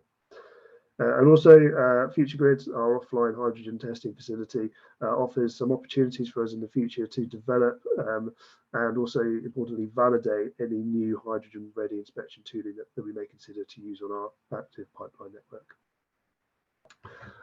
Next slide. So what next? Work continues, just not under SIF. There are three main vignettes which will be progressed for the dataset objectives. The diagram or the visual here is for visualization purposes. So the dates are broad, but and indicative of where we headed next. The reasons for not progressing under the SIF construct is one of dependencies and timelines. So the first vignette, which is the top, which is the data model, that's looking at further development of the geodatabase for pipeline data, and also a little bit more into the automation of the gathering. And for national gas, that's quite dependent on ongoing BAU activities to develop a common data environment and also data lake migration activities. So any development there in that first vignette will need to be have synergies with that ongoing piece of work. The second vignette is regarding hydrogen-ready inspection tool development, and that is dependent on other SIF projects in the beta phase being successful. That's as HyNTS Compression, and also the construction of the phase 2 of Future Grid. And so those timelines are already set, and so we would look to integrate any testing of pigging activities or seeing how we can harness any future pigging activities in hydrogen in those phases through other means. And then the third vignette is around Project Union. And so the East Coast area, of which feeder 6 is in the area that we've been looking at, is expected to be one of the early phases to go be converted to hydrogen. And so the third vignette is really looking at how we extrapolate the data and the good work within this current HyNTS dataset project to gather the data required for that early stage development of the wider Project Union plan. The route selection needs to be finalised, and then the data gathering activity is expected to commence forthwith, probably ahead of the SIF beta start date of the 1st of August. So that's why it's decoupled from the SIF area. So that brings us to the next slide, which is questions, really. So I'll hand over to Manu for any questions that you have. Thanks, Ian. Thanks, Ollie. Yeah, we have a few questions coming in. I think there's a few around how the solution interfaces. Maybe I'll come to that second. I think the first one is from Suji, which is what work is planned to gather data to study, I guess, yeah, where there is kind of existing anomalies that is acceptable in natural gas pipelines. Have you kind of gathered data around that, particularly where that might become critical when you start to repurpose them for hydrogen pipelines? Is that part of the study? Have you looked at kind of gathering that data? So I think one of the main challenges, and it may come up in a few of the other questions, is kind of establishing just what is those defect anomalies for hydrogen. There's varying different specifications out in existence that provide guidance, but not necessarily the specifics that you're searching for. And so one of the questions wrestled with within this project was, what is that? What I call it a menu. What is that large menu of anomalies, parameters that need to be gathered in light of not having that certainty that we need to start gathering? And in some areas, we've proven that we are already gathering those details, and in other areas of it's proven that we're not currently gathering those details under the kind of inspection contract at the moment. And so for future pipelines that are tagged to be repurposed to hydrogen, that's where those data gaps would need to be filled. And so that's what the emphasis of the project is, looking at how we could fill those gaps when those decisions are made on which feeders do get repurposed. Ollie, do you need to add any more to that? No, just as you said, the focus of this project was on the kind of toolkit to address these gaps. Obviously, there are certain integrity threats that will become more relevant in hydrogen, or potentially need addressing before conversion to hydrogen, also managing throughout service life in hydrogen. And those obviously known, for example, crack-like features we know particularly become more of a threat once hydrogen is introduced. So we do have solutions that can address those. The decision of when to inspect for those and to what extent is kind of outside of this project scope, but it's definitely one of the focuses and being examined.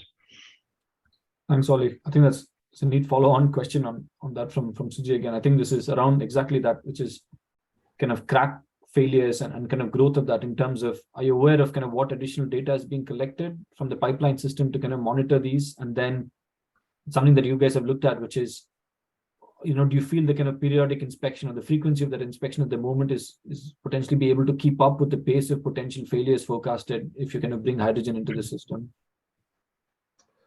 Well, one element of that question, we hope there is no failures, and so we hope we capture the evidences and the defects before they become failure points. And not to repeat what was said, but there's a lot of ongoing work elsewhere outside the scope of this project that's looking at crack-like growth rates and embrittlement and a number of other key areas that we need to get greater certainty of. The good findings of this project is that in terms of those parameters, we know that there are technologies readily available now that can start searching for and inspecting for those parameters. There's a fair volume of destructive testing that's ongoing within national gas and a variety of other innovation projects to actually glean more data on crack-like growth, propagation rates, etc., fatigue rates, in order for us to help provide those parameters. So when we do put quite expensive technologies into our pipelines to do inspections, that they are set and to look for those anomalies at the right defect size. Ollie, any more? No, just to add that cracks and fatigue crack growth is not a new threat type for hydrogen. It's just that it is exacerbated and requires additional assessment in hydrogen. But crack growth is successfully managed in those pipelines already. We do have significant industry data on crack growth rate curves that can be used to inform those assessments. So in many cases, it will be sufficient to calculate re-inspection intervals and know that those are suitable to manage that threat on a time-dependent basis. It may be in some cases that can't be demonstrated, in which case there are alternative approaches like remediation and managing your operating parameters and things like that. So it's not a new challenge, and we do have the tools needed to manage it if we go about it in the right way, for sure. Thanks, Ollie. Thanks, Ian. Next question, maybe we'll pick this up from Rachel. Sorry, do you have a feel for what proportion of the networks can't be reached by cleaning pigs, I guess?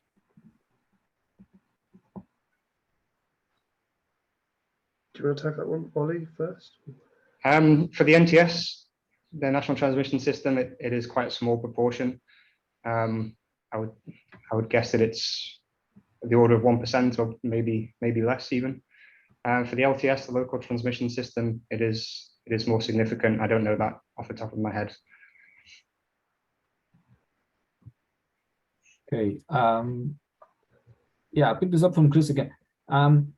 How does the kind of validation strategy that you've outlined align with approaches being developed across the globe? Have you looked at kind of other international approaches to collection and kind of validation of this?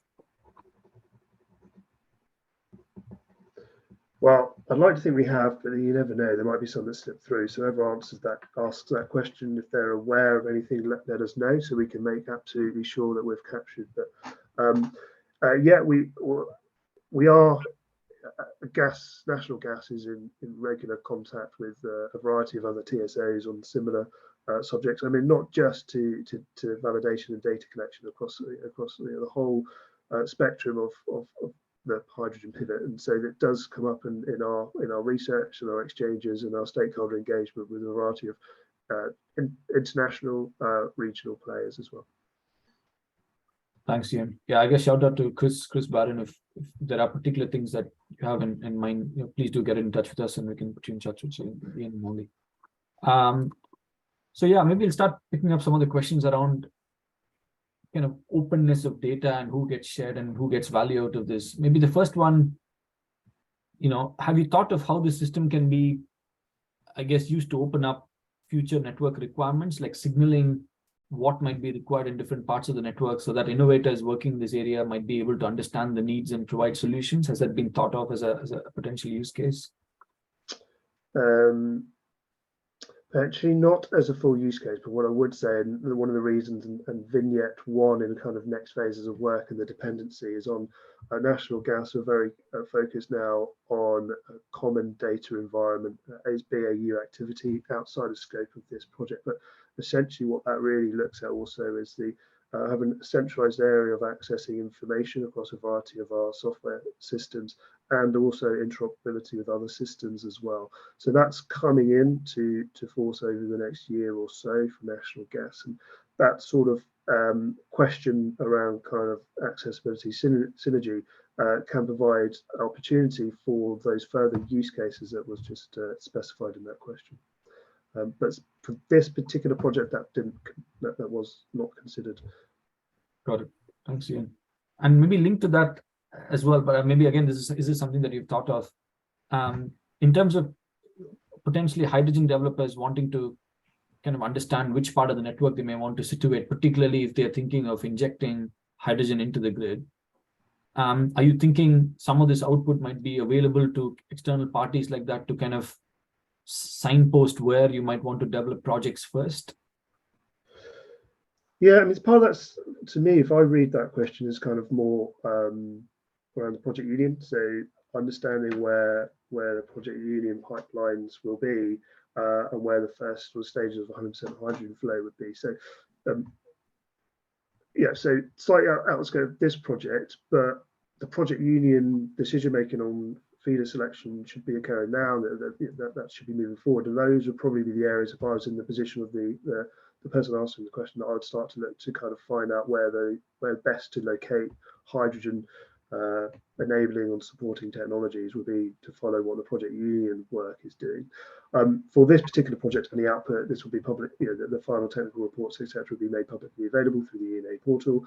And equally, myself and I'm sure Ollie as well from Raisin are very keen to talk to other enablers of hydrogen technologies in order for us to further develop and find better use cases, better ways of operating to improve the better value to the consumer. Thanks, Ian.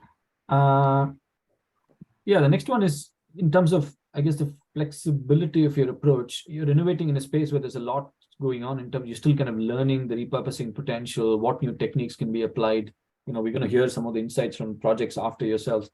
So how are you, I guess, yeah, keeping that flexibility so that what you develop at the end of beta is fit for purpose and it's not already outdated, and there's been all new insights on kind of new inspection methods or new data requirements, etc. Did you want to go first? I'm happy to go first if you want to. Yeah, I mean, things like the digital database here are completely flexible, so that can kind of expand to accommodate anything. In terms of the tools and technologies that we've looked at as well, that's kind of a picture of what's currently available, but also what's currently known to be in development. If more technologies do become available, of course, they can be considered and will be actively be part of what National Gas are keeping tabs on and identifying on an ongoing basis. And with respect to other things such as the data gathering, that's really largely about making use of all the existing data that exists in archives and databases currently, and getting the maximum value out of that. So that doesn't really change. So I guess the answer is a lot of these are completely applicable for now and needed now. And if things do develop in the future, there's the flexibility there to incorporate those as well. Yeah, I mean, all I'd add on to that is this project has been delivered in a space of uncertainty as well. So that by its very nature, there's quite a fair volume of flexibility built into the outputs, which you hope will get more detailed over time. We'll be doing more horizon scanning. The data platform is designed to be interoperable, but also editable as well in order to adapt to the very rapidly changing landscape around us. Thanks, Jim. I guess, linked to all of that, I think there's been a question which is kind of challenging some of the use cases that you looked at, which is, it seems kind of very focused on national gas. Shouldn't an assessment of data needs to address wider kind of user requirements be part of the project? Is that something that's on your minds for beta to kind of expand that out a little bit? So that there is no beta for us. I speak from National Gas, so that could be a failing of where I'm speaking from, but the project also considered the LTS system as well. Yeah, I think a lot of the assessments were generic to any kind of pipeline cases, and we did do some pilot assessments using areas of the NTS, but that doesn't mean the findings aren't relevant also for applications outside of that. Thank you. And then in terms of, I think, kind of BAU deployment type questions, one, what you develop at the end of this, is this going to get internalized by National Gas, or will this be a commercial product that will be owned by a third party that gets provided to National Gas and other networks on a commercial basis? And then there's another question as well, maybe I'll kind of bundle both. This kind of big digital infrastructure project, shouldn't this be part of like an engineering design of the hydrogen backbone when those lines are approved? How are you interfacing with that? Or is that treated as two separate things? Couple of things there. So, the hydrogen depends on the term, what they mean by hydrogen backbone. So hydrogen backbone UK side is within National Gas, so it would interface with that project union flagship for hydrogen backbone, and that's part of one of the reasons for opportunities of this project is that further interface with some of my colleagues internally. The commercial outputs are there are uses for us as natural gas, and it's for us it's the data network from our data that needs to be drawn in for a national gas level. Now, there are generic learnings and generic kind of frameworks that this project has delivered upon, which can be applicable to other networks beyond. Also, I'm sure Ollie will support, but Rosen are an international company, and inline inspection is their field, and so the outputs from this project they would be utilised into other work and for other customers that they have as well. Thanks, Ian. Yeah, I think we've a couple of minutes maybe. I think there's one last question. For the hydrogen network, what data blind spots are there that current PIGs cannot detect? And also, are you looking to develop new inline inspection technologies or adapting current assets? So not shared in this seminar, but in the final report, you'll see quite a key table, table 2, that sort of highlights indicatively where some of the gaps we've seen just from the data extrapolation that we've done and data gathering for this one particular segment of 63 kilometers of pipeline. And there's also within that the articulation of how, if there are gaps, how you could then fill those gaps with already in place technology. Now, there are a few areas that at the moment there's only really destructive techniques available that might be additional hydrogen data sets in the future, but that's not set yet. We haven't really got that hydrogen specification, but you're sort of looking at hardness areas, toughness areas within hydrogen. Those still need, we can get some data from destructive test units and other projects that could then feed into some of these gaps as well. Anything else, Ollie? No, I think yeah, it's right to say there's always a destructive solution. Really, the intent is to try and avoid that wherever possible through the use of inline inspection or in situ non-destructive testing and excavations. For those gaps that Ian's mentioned, particularly things like toughness, there are areas that Rosen are actively exploring and developing technologies, also improving the resolution and sizing of current technologies for threats. I'm sure competitors are also looking at similar things. Cool. Thank you so much. I think that's the end of the Q&A. Thanks again, Ian. Thanks again, Ollie, for the presentation and taking all the questions. Thank you. Absolute pleasure. Thank you very much. Thanks. So we now move on to HyNTS protection. So can I please call Robert Best, Andy Bishby, and Emily Burrow, please, for their presentation. Good afternoon. How about you? Brilliant. Okay, next slide, please. So good afternoon, everybody. My name is Robert Best. I work at National Gas Transmission, which, in case anyone was wondering, is the new name for National Grid Gas Transmission. So I'm the project lead on this project, and I'm going to talk to you today about the HyNTS protection project, the alpha phase of this, which is a continuation of a discovery project which was entitled Hydrogen Barrier Coatings for Gas Network Assets. So we just changed the name as we moved into the alpha phase. So next slide, please. Thank you. So this project falls within the heat challenge, the SIF heat challenge. So currently there are 23 million homes in the UK heated by natural gas, which is supplied via the national transmission system. We believe that green hydrogen has the potential to be a zero carbon replacement for natural gas for heating. And by repurposing the existing national transmission system, we believe that provides resilience and storage rather than relying on local transient production. So all the benefits we're getting out of natural gas now we'll get for hydrogen via the NTS in the future. However, hydrogen has been shown to have some detrimental effects on some certain pipeline materials, which has the effect of reducing the allowable operating parameters or may require replacement of those pipeline sections, as we just heard in the previous presentation. This project's looking at how can we mitigate that, and is it possible to use hydrogen barriers that can be applied to the internal gas-facing surfaces of the pipeline or other assets that prevents hydrogen from permeating into the steel and causing the detrimental effects. So that's what this project's all about. We've divided into 3 main work streams. The hydrogen barrier system development, which was led by Ultima Forma, and we have Andy Bushby on the call who'll talk through the work that he's been undertaking in that area. A new partner for this alpha phase was Rosen, and we have Emily Burrow on the call from Rosen, who will talk through the work they looked at in terms of robotics and in-pipe deployment technologies. So how do we get the coating onto the surface of the pipe is what Rosen has been looking at. And then myself from National Gas Transmission will talk about the commercial viability of the concepts and solutions that have been defined in this alpha phase from a cost and sustainability perspective. So next slide, please. Thank you. So user needs. So the user needs were defined in discovery phase mainly, and have been refined in this alpha phase. I've highlighted just a few on the slide there in terms of requirements and constraints that we've defined from the discovery and alpha phases. First one is the need for a continuous dense metal barrier. So this came out of the discovery phase.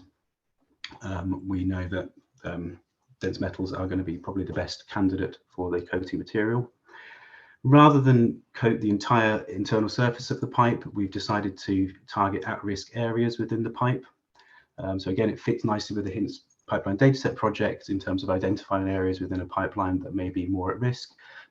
These technologies we're looking at, can we, rather than replace that section, can we mitigate it via a barrier coating? One major constraint was the entry and access points to the pipeline system. So we have some pipelines on the NTS that are at the access points are up to 140 kilometers apart. So the deployment system needs to be capable of operating at large distances, or we need to find solutions to enable that to happen. The coating and the deployment system needs to be tolerable of various different weld and pipe geometries, surface roughness, topologies, ovality of the pipe. And the in-pipe service conditions have been defined there, the high pressure gas at significant velocities. So that drives the in-service requirements for the coating, and may also drive the monitoring and ongoing maintenance and repair technologies. So I'll pass you over to Andy on the next slide. Thanks, Rob. My internet connection's fairly poor and dropping out, so please bear with me if that happens. So I'll describe the way that the consortium worked together. As Rob said, the discovery phase identified potential materials and deposition systems, and these were explored in more detail in terms of key performance parameters in work package 1. And as Rob said, Rosen joined the consortium with their enormous experience in pipe technologies, which fed into all the different work packages that followed. In the technical development, we identified the highest levels of integrity threats in the pipeline, and particularly around the girth welds that join the pipe together every 12 meters. These are very difficult to inspect with current technologies. In fact, there are unknown defects in those welds. And so a decision was made to find a technology that would treat all of the girth welds. Other defects, like defects in the seam welds in the pipe, can be identified with current technologies. And so although these pose a threat, it's a known threat, and known solutions can be found to them. We also considered offline devices as well that could be potentially removed from the pipeline and treated separately. So this information was fed into work package 4 as the cost analysis for the program, which Rob will describe for us later on. If I could have the next slide, please. Okay, so the activities in the process to select suitable barrier treatment systems looked at the different stages in the process, and identified these and tested them at lab scale, and evaluated them in terms of time, cost, and quality, and process parameters such as the mass of material required, energy, volume required to deposit the coating in situ. If you could click once more, please. Whoop. Here we go. So out of all the potential ways that we could have process steps in here, we identified that electroforming or electrodeposition of metal was most suited to offline aspects, and there were too many steps, are too slow to do in pipe, which will be obvious in the economic case later on. We looked at laser-based processes in some detail because these have a lot of advantages in terms of low energy, clean technologies and so on. But in fact, applying a laser welded metal plate to the inside of the pipe proved to be quite difficult, as we'll see later on. While cold metal spraying gave us a very simple way to address the issues with some simple solutions and the maximum amount of ability to deal with or adapt to different situations. So if I could have the next slide, please. In work package 1, we looked at the performance of the materials in terms of permeability to hydrogen, erosion in the pipe, and impacts from various threats having to survive life in the pipe basically. And the outcome of this is that all of the materials that were identified in the discovery phase met the acceptance criteria. So in fact, material selection could be based on other factors such as deposition technology and the economic case for using a particular method, including surviving life in the pipeline. So Rosen conducted some analysis for us as to the types of abrasion threats that could be encountered by our barrier coating systems in the pipeline, and we modeled some of the worst case scenarios there to see how various systems would be able to survive that. So let me pass you over to Emily to describe Rosen's input into the consortium. Thanks. Thanks, Andy. So Rosen have supported the HyNTS. Sorry, can you move to the next slide, please? Thanks. Yeah. So as has been mentioned, Rosen have supported the HyNTS protection project with our expertise in in-pipe technologies. So we began firstly looking at our existing technologies, and we've explored the ways that our current portfolio could support the internal coating processes. For example, pipeline cleanliness will be critical, and therefore a tailored cleaning campaign is likely to be the first step in any internal coating process. ILI technologies provide a range of potential options for post-coating pipeline inspection, as well as was mentioned, being the biggest test of coating robustness. And our tethered technologies are already capable of accurately locating girth welds, localized circumferential inspection, which will be an essential step in any coating process.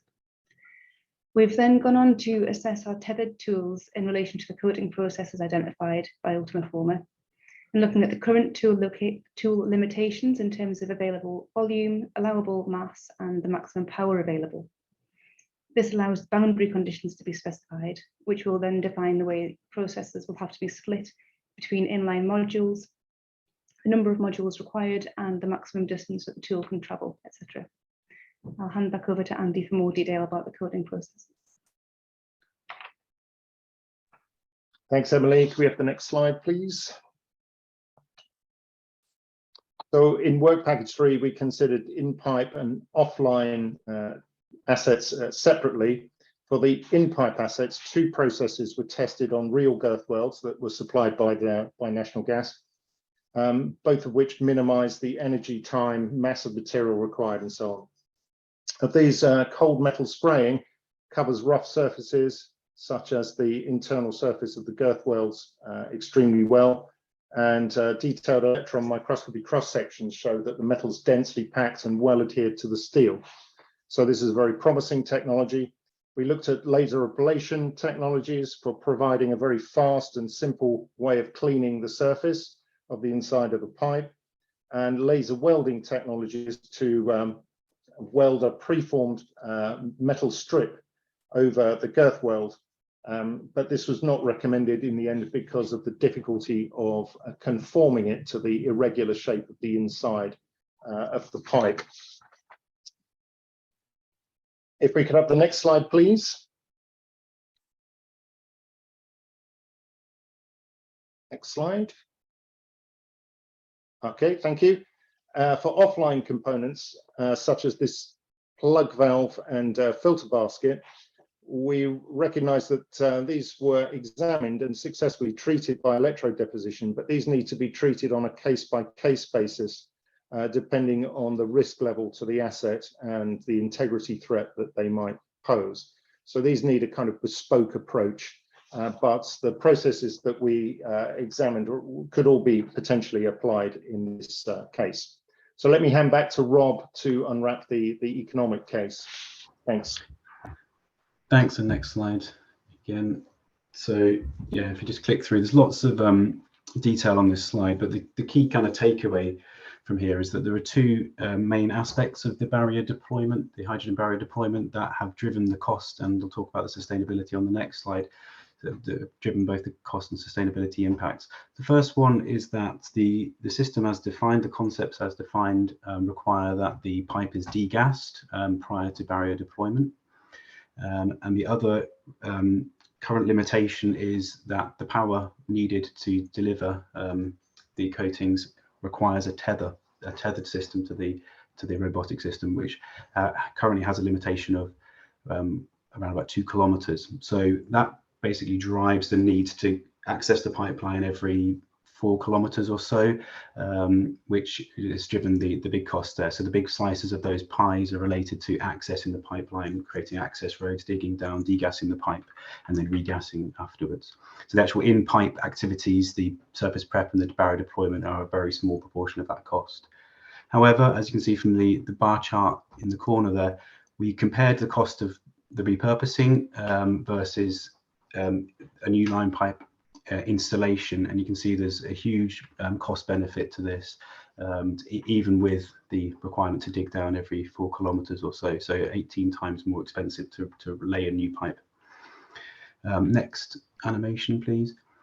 One other mitigation that could be applied is to simply reduce the pressures in pipes for hydrogen. So we asked the network modeling team to have a look at that and see what that would mean for our network.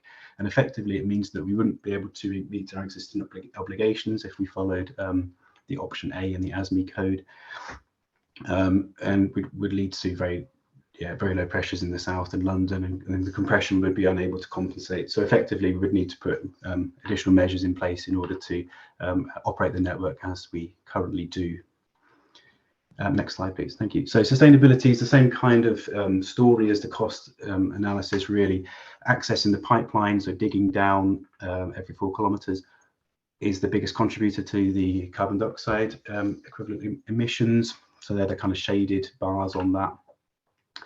And next animation will show the emissions compared to of repurposing compared to new pipeline installation, and very, very stark benefit there, and a lot of those emissions are related to the production of steel for a new pipeline. So real big sustainability benefits to this kind of technology as well. So the next slide, please. So to conclude, we've run again lots of words but on this slide, but really we've run a successful project with good collaboration between all the project partners. We've identified candidate technologies for surface preparation as well as barrier deployment. Next animation will highlight the benefits, and you can see, as I mentioned, big sustainability and cost benefits to this kind of technology, where we would need to otherwise replace a pipe. Other benefits include reduced timescales, so replacing a pipeline is a lot more time, will take a lot more time than conducting these kinds of repurposing, and it also exposes us to less risk in terms of supply chain, in terms of getting hold of steel, for example. Next slide. So this is the final slide here. If you just click through, this kind of shows all the work that we've been doing in Discovery and Alpha, and we have a plan beyond. The next animation shows the kind of future work streams that we've identified here. So I've picked out 4. First one is barrier effectiveness.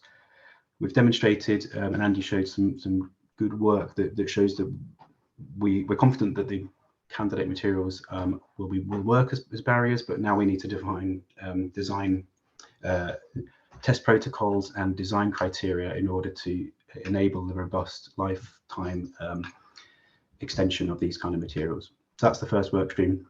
The next one is through life management. So again, we've identified the kind of activities that need to be undertaken in order to manage the ongoing integrity of coating or barrier systems. But there's work needed to actually kind of formalize that and to validate those systems. And then finally, the ones at 3 and 4 in purple are related to the robotic development. So there's design and build of prototype robotic systems to demonstrate the deployment of these technologies. And as I mentioned, tetherless systems are the key, could be a key enabler to reduce the cost of these kinds of technologies going forward, and also may be needed for ongoing inspection and maintenance and repair of these coatings going forward. So they're kind of 4 key work streams that we're looking to develop in future projects. And that's the final slide. So I'd just like to say thank you and welcome any questions. Thank you. Thanks, Robert. Thanks, Andy. Thanks, Emily. Yeah, we have a few questions coming in. Maybe I'll start with one from Andrew. Have the specific effects of hydrogen atoms on kind of weld has areas been characterized in terms of crack growth rates, and what kind of detection methods you can use for that? And then I guess the question is, if you then apply a coating or a barrier, have you analyzed that does protect the kind of the weak points, the kind of girth welds? Is that kind of protected? And are you kind of envisioning any enhanced real-time inspection to kind of understand these enhanced risks? Yeah, and I mean, 15 minutes isn't very long to describe all the things that we've been considering in this project. So we're generating data in other projects on the crack growth rates and the fracture toughness of weld has areas, as well as the welds and the parent metals. So that data is being generated, and there's available data across in the public domain on that. In terms of the ability of the coatings to cover these kinds of defects, then as I mentioned, we've defined the concepts really to look at these particular at-risk areas. So that would be seam welds that see the highest stresses, but also girth welds that can see quite high stresses and may have some variable weld quality. So the techniques that we've looked at, the cold metal spray, are particularly good at applying across a weld. And as Andy showed, the other concept we were looking at, which was applying a sort of a strip, a barrier strip, and welding that on, just didn't have the tolerance, it wasn't robust enough to enable that. So we've definitely selected technologies that we think are most suitable for the biggest threats that we would see going forward. So yeah, I think was there another question in there? Was that you're planning on kind of more enhanced real-time inspection? Yes. Potential risks. Yeah. Yeah, I mean, I don't know whether Emily or Andy want to talk on this as well, but we have, as I mentioned, that was skipped over it very quickly, but the through life management part of that final slide is talking about how we both prove that the coating has been deployed effectively, and then have techniques available to us to monitor and to monitor the coating integrity, and if there's any defect underneath, we can monitor the growth, or hopefully not growth, of that defect effectively. So that's why that's a key work stream we've pulled out. We appreciate that the coatings, we need to be able to demonstrate that the coatings are actually doing what we expect them to do and what we want them to do. Thanks. So a couple of questions, maybe I'll try to bundle them. One is, how much information do you need, and how do you collect that in the future to understand which assets are suitable for such coatings? And the second is, maybe this is one for Emily, but once you have an access point to kind of do these interventions, whether you're going to prepare them and coat them, would those access points be available for any future interventions? And if so, have you kind of factored in the value of not intervening again, and did you actually have an access point for doing other things at a future date? Yeah, I mean, to talk on the access point one, we've identified that the tetherless systems, or increasing the length of the tether, could be really useful for this. In terms of the current concept would be that we would dig down, access the pipe with the robotic system, coat the areas, and we're currently looking at the the cost analysis is based on coating every single girth weld in a particular pipe in a particular run. So in a 2 kilometer run either direction of an entry point, we would do every single girth weld, which could be every 12 meters. So that's the kind of concept that we're looking at. As we develop and as projects such as the pipeline dataset develop and identify the areas that we do need to address, maybe we would not coat every single girth weld. We just kind of strategically address that. And this is where the cost benefit analysis of the various options comes in to help us decide what the right strategy going forward would be. But the current concept would be that we would dig down, and then once we've done that, we would make good the pipe, so we would weld it back up and backfill it and cover it as usual. Where we're accessing the pipe in our own on our own sites or on our above ground installations, we may choose to leave the access point available so that we can go in at those sites for inspection or repair at later dates. Where the access point is in sort of private or public land, we would expect not to be able to have that liberty. So we would just make good the pipe and restore it back to its original state. But if we do need additional maintenance, we may need to go in and dig down to do those repairs. And this is something we would do if we get an indication on our current inline inspections. We would we can go down and dig at those pipes and inspect them. So it's not an unusual activity. That I don't know, Emily, if you've got any additional comments on that?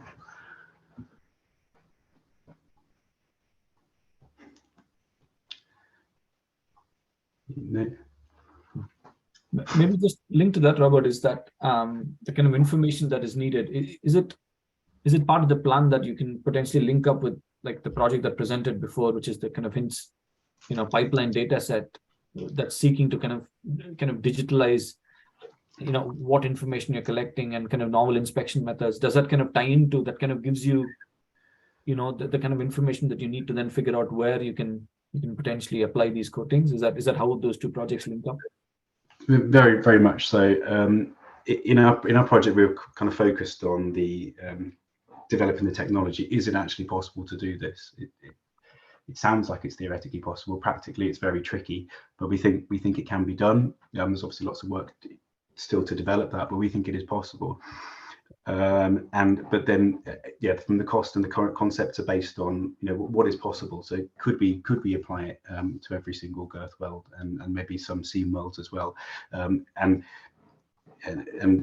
the actual deployment and implementation of this technology would be based on things like the outcomes of the pipeline data set, where we would run an assessment on the pipeline, identify those at-risk areas, look at various different mitigation techniques we have available to us, and this would be one sort of tool we've got in our toolbox to look to address that. Whether other ones could be, we can reduce the pressure, we can replace the pipe section, we can there may be some other mitigation technologies out there, but this would be part of that. And we can say, actually, in this particular case, the best option would be to send down a robotic system to repair that defect, or to make to protect that particular section of pipe. Thanks, Robert. I mean, linked to that as well is, in terms of the commercial case for this, is there an estimate of the percentage of network these coatings can be used versus those that definitely can't be, and you need other tools in your tool set, as you said, to kind of work on this, including potentially new lines? So we based the kind of the concept envelope on our most common sizes, which is around about 36 inch pipe. I think in this types of technology, packaging the spray heads for the cold spray and the laser ablation, they require certain standoff distances, and in order to, you need to have the ability to transport the material down to spray on as well.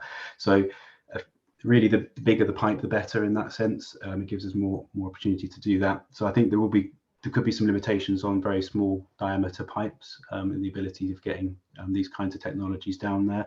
We haven't at this stage kind of found that bottom ceiling, if you can have a bottom ceiling, the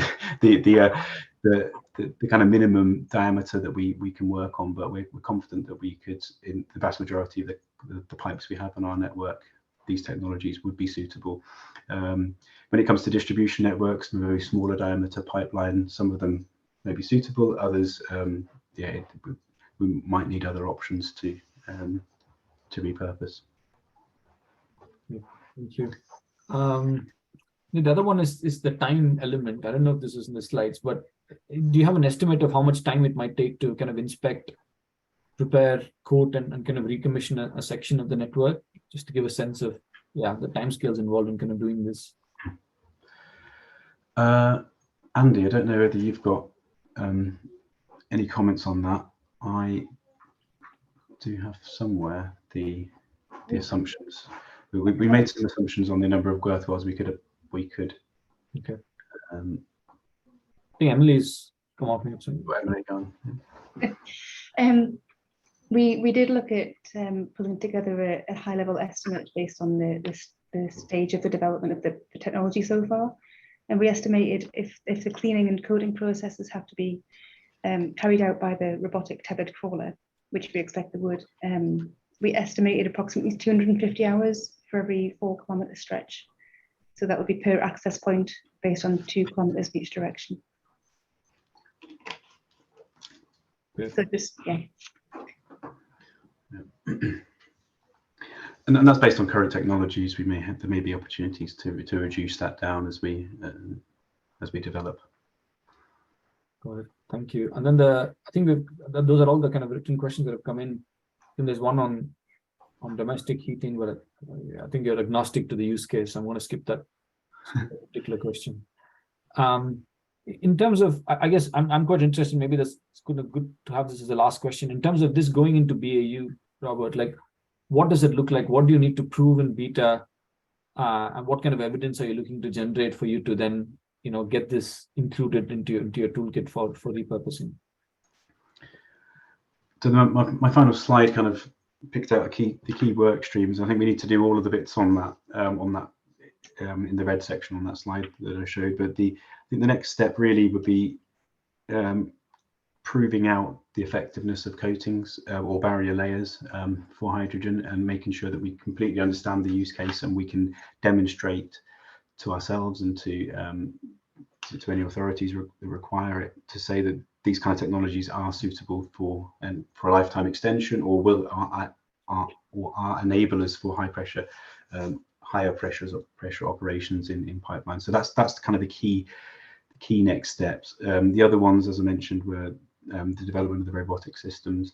So they're the kind of the next steps that we're looking to develop through various different funding mechanisms. There's lots of different kind of cross-disciplinary work streams that need to be pulled together in order to enable us to then move to a demonstrator. But I think that ultimately we'll be packaging all these systems in together, demonstrating that it's possible to do it in an in-pipe environment, understanding that kind of operational envelope, minimum, maximum diameters, maximum tether lengths, things like that, that we've estimated based on our current knowledge. But once we develop the technologies, we'll be able to understand in more detail.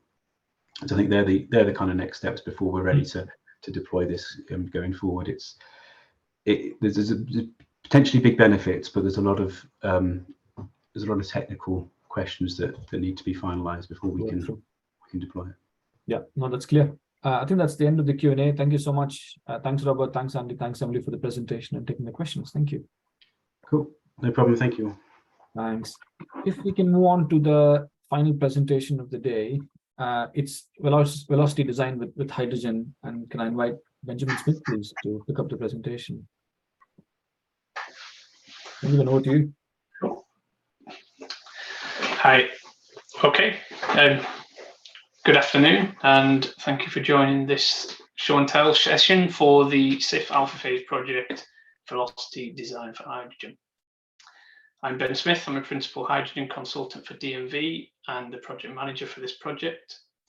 SGN was the project lead, and the project partners were DNV, Cadent, Wales and West Utilities, National Gas, and IGEM.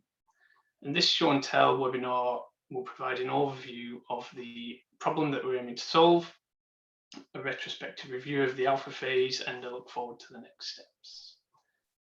So on to the problem. Thank you.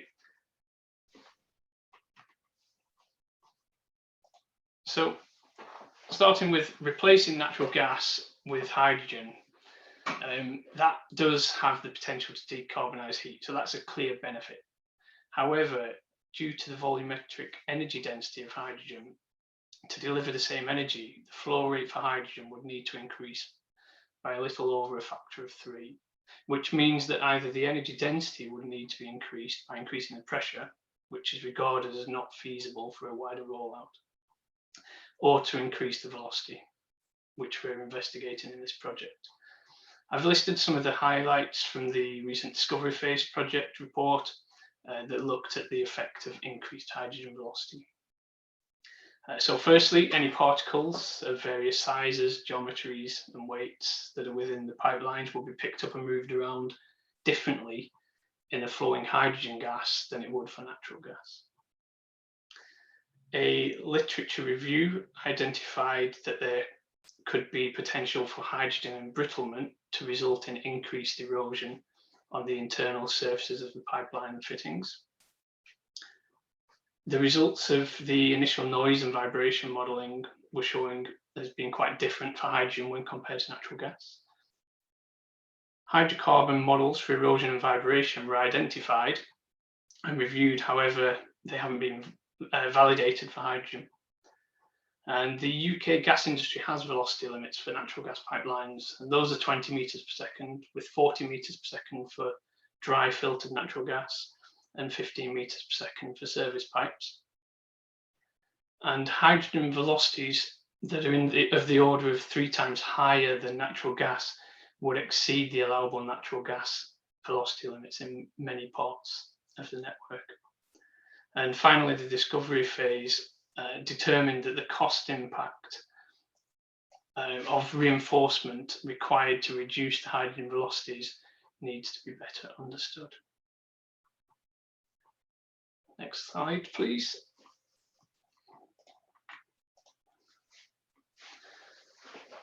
So what's the objective? The objective is to provide the industry with a validated methodology to determine the allowable hydrogen velocity limits that has the potential to allow velocities that exceed the current limits required for natural gas, and that can result in significant reduction in network upgrade expenditure. And opportunities that arose out of the discovery phase were that full-scale testing would allow the validation and assessment of erosion, vibration and noise models, and also particle transportation velocities. A laboratory scale testing to assess the potential impact of a synergistic hydrogen embrittlement and erosion mechanism, and investigate current operator experience with debris, and investigate any velocity limit on design and how that will affect the costs of reinforcement.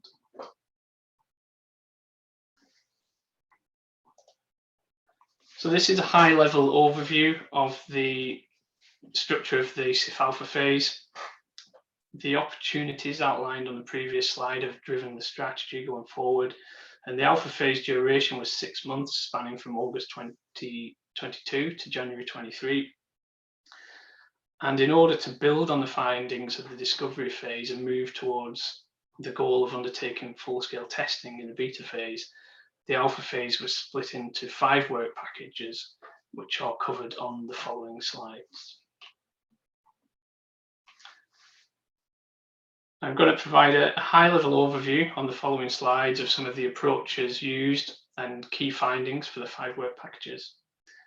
The detailed approach and conclusions for each of the work packages is provided in the relevant project reports. And I'll start by looking at work package 5 and work my way down to work package 1, which is the conceptual design of the test facility. So starting with the approach, the aim is to determine the costs associated with hydrogen velocity design criterion. So if the velocity is to meet a certain limit, what is the cost of reinforcing the network for that? we used learnings from Aberdeen Vision. A representative low pressure network was selected for modelling in this project. That was Dundee, and there's a schematic on the right hand side there. Modelling used synergy gas, and we modelled scenarios of 100% gas, 100% hydrogen, and a hydrogen blend. And the associated reinforcement costs were provided in the reports. The key outputs were that the modelling indicated a significant increase in the associated costs for 100% hydrogen with the set limits. Further modelling is required on additional pressure tiers and network sizes to understand how it affects the wider networks, in addition to generating annual velocity profiles and also including service pipes. And on the right hand side, there's just a quick example there that for the 100% natural gas model, 25 pipes had a velocity greater than 20 meters per second, and the maximum velocity was 36.8 meters per second. And if we work through to the 100% hydrogen case, there are 676 pipes with a velocity greater than 20 meters per second and a maximum of 116. Next slide, please. So this was the work package 4, network engagement and debris analysis. This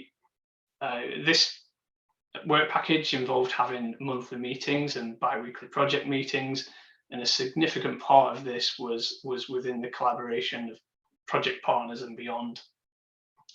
Research on all projects that are related to hydrogen velocities were reviewed to avoid duplication and improve efficiency in this field. And another task within this work package was to work with the gas networks to obtain debris samples and examine the material content and size distributions to understand how this should be modelled, and also investigate if it would be feasible to use it within the full-scale testing. Next slide, please. So some of the key outputs were that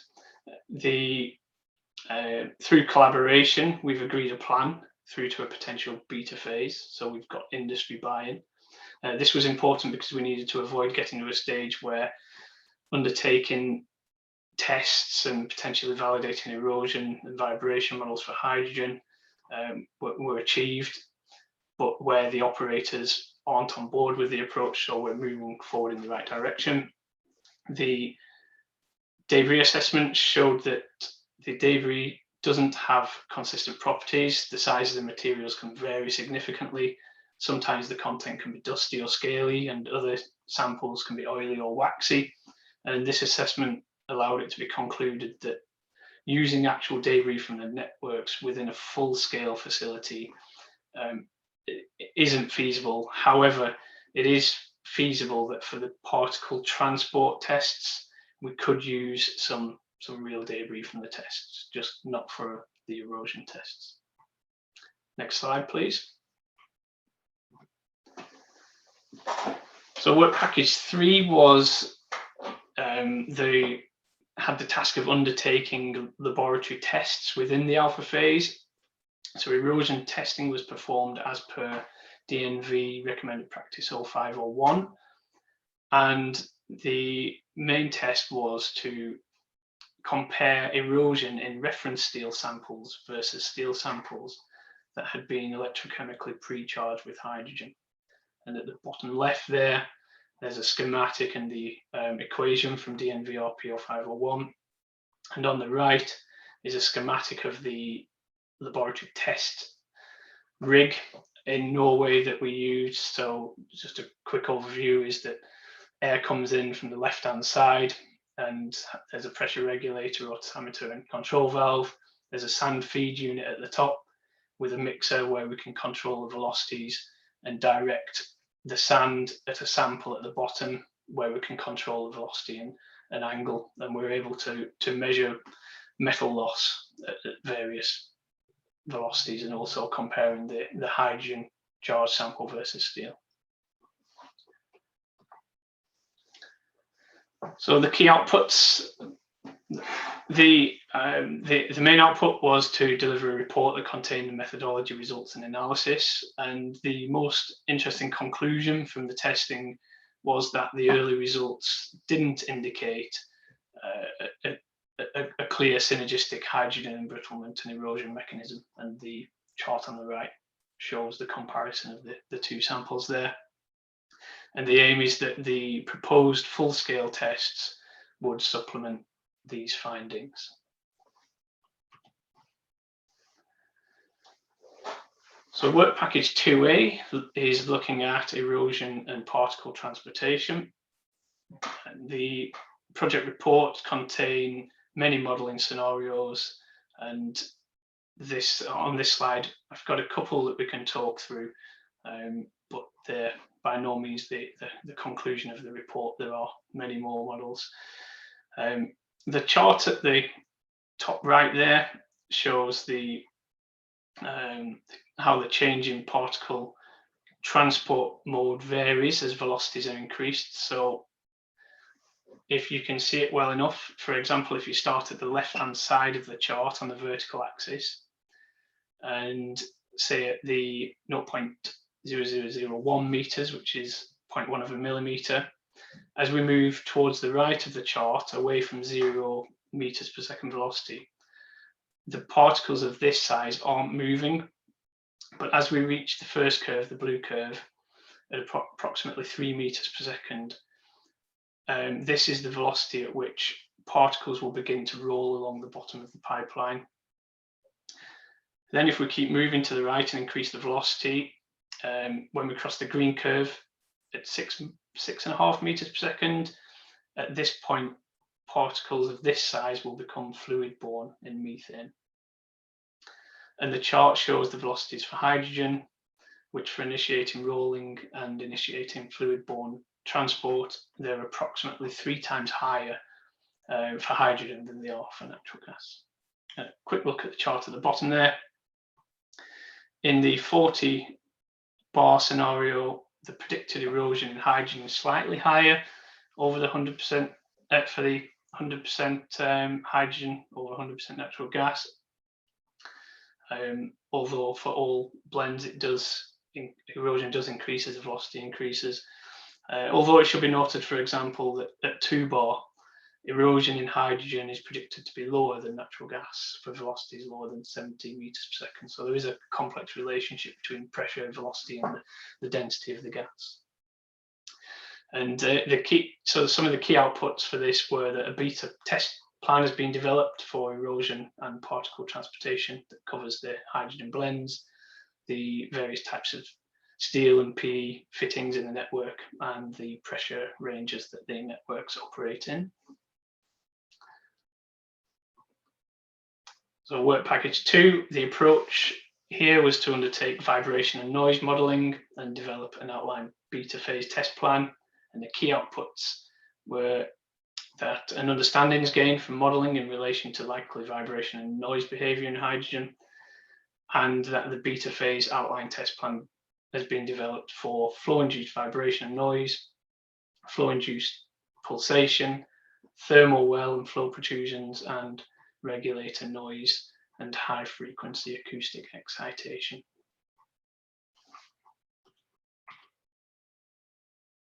And finally, on to work package 1.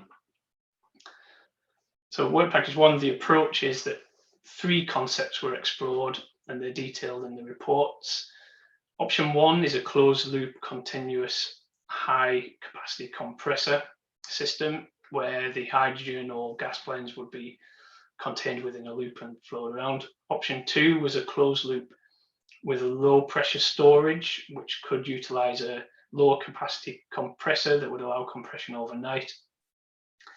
And option 3 was a high pressure fixed volume storage that allows flow through the system and then flare and vent. And when the efficiency and taken into accountability to undertake the test within the operating envelope was taken into account, option 3 was preferred within the conclusions of the report.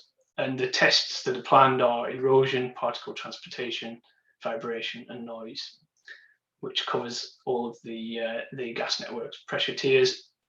And the test facility uses existing assets where available, so that the costs can be minimised as much as possible. And here's just an overview of the conceptual test facility of option 3.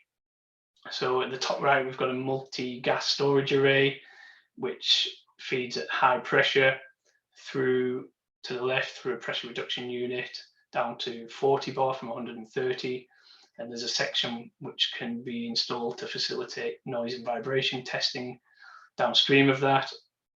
And then as we move down through the system, we've got a pressure reduction unit from 40 to 7 bar, and we can undertake erosion tests on that system.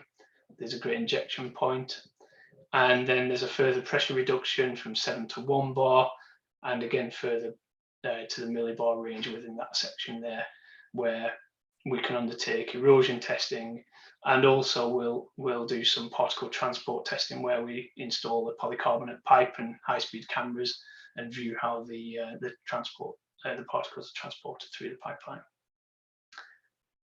Next slide, please.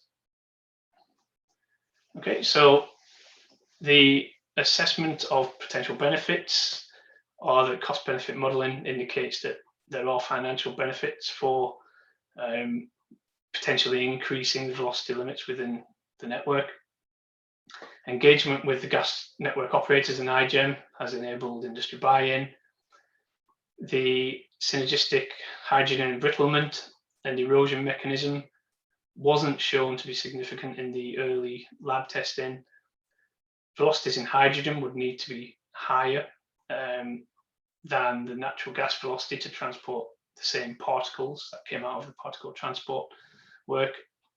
A conceptual design of a test facility has been developed to facilitate the testing and model validation for erosion, particle transport, vibration, and noise. And there's been some evolution of thinking from the start of the alpha phase to the end, where, for example, we started off with the initial thoughts of a compressor flow loop, but upon assessment, we arrived at option 3, which I showed in the previous slide. And another example is that we weren't considering service pipes, but there's a real need for the industry to understand what the effects of velocity are on those. So they have been included in the plans for future testing. So yeah, that's the 2 examples of evolutionary thinking on this project. On to the next slide, please. So looking ahead. So we are planning a SIF beta phase, which has the primary objective to develop a test facility with the project partners shown on the right-hand side of the screen. The aim would be to design, construct, and operate a test facility for the tests that have been described in this presentation, to gain evidence, to validate models, to enable an increase in the allowable velocity limits within hydrogen transmission and distribution networks, and has the aim of resulting in a significant reduction in network reinforcement costs. And to do this, we plan on having 5 work packages, which are slightly differently structured to the alpha phase. There will be a test rig that has a detailed design, safety studies, and a construction and operational phase. The erosion and particle transport tests will be separated from vibration and noise, where a test schedule will be developed. Then the tests will be undertaken, supporting the tests and analysis of the results. Work package 4 will be the cost benefit modelling, so modelling of service pipes, annual velocity profiles, and also additional networks varying the pressure tiers and network sizes. And then network 5 will be stakeholder engagement, continuing to engage with the project partners. So that concludes the show and tell. I'd like to thank all of the project partners and thank you for listening, and open for questions, please. Thank you, Ben. Thanks for the presentation. So we've got a few questions here. Yeah, there's one around in terms of the velocity rates that you'd be recommending. Would that be static, or are there options to make them more, or I guess, have you found evidence to make them more dynamic based on network conditions or demand or different parts of the network, or is it likely to be kind of static going forward? So the current velocity limits are 20 meters per second, 40 meters per second within the HyGen standards. The project itself will probably determine what the most suitable way of doing that is by the time the validation has been undertaken. It is quite possible that instead of having two numbers inserted or two limits within a standard, that the methodology of obtaining the allowable erosional limits could be used instead. Got it. Thank you. And I guess, I mean, the linked question in terms of, I guess, what's the trigger for re-examining velocity limits, given we're kind of adding evidence on hydrogen all the time? You know, would you also be recommending a regular stock take on velocity limits, or given the time it takes to kind of amass evidence and change it, it'll be a once in, you know, I don't know, decade exercise? Yeah. Sorry, could you just repeat the question there? So would you be recommending a regular stock take of velocity limits, or is it once we kind of set it, is there a kind of trigger point in which we kind of reevaluate whether that's still fit for purpose? The testing would be aiming to provide solid evidence on allowable erosional velocity limits. There might be scope in the future for further testing and work to maximize some efficiencies around that. But in terms from a safety point of view and integrity point of view, the beta phase tests aim to set allowable velocity limits. Okay. And I guess there's another question on your kind of interface with other projects. The first one, then there's a question on how it potentially, like having new barrier coatings, you know, as presented by the last project to reduce embrittlement. You know, they're developing new barrier coatings. You know, would that have an impact on allowable hydrogen velocity limits? One, and the second is, I want to insert another question there as well, which is the HyNTS Compression project, which is thinking about compression rates, etc. Like, how does, like, are you feeding back into the compression project?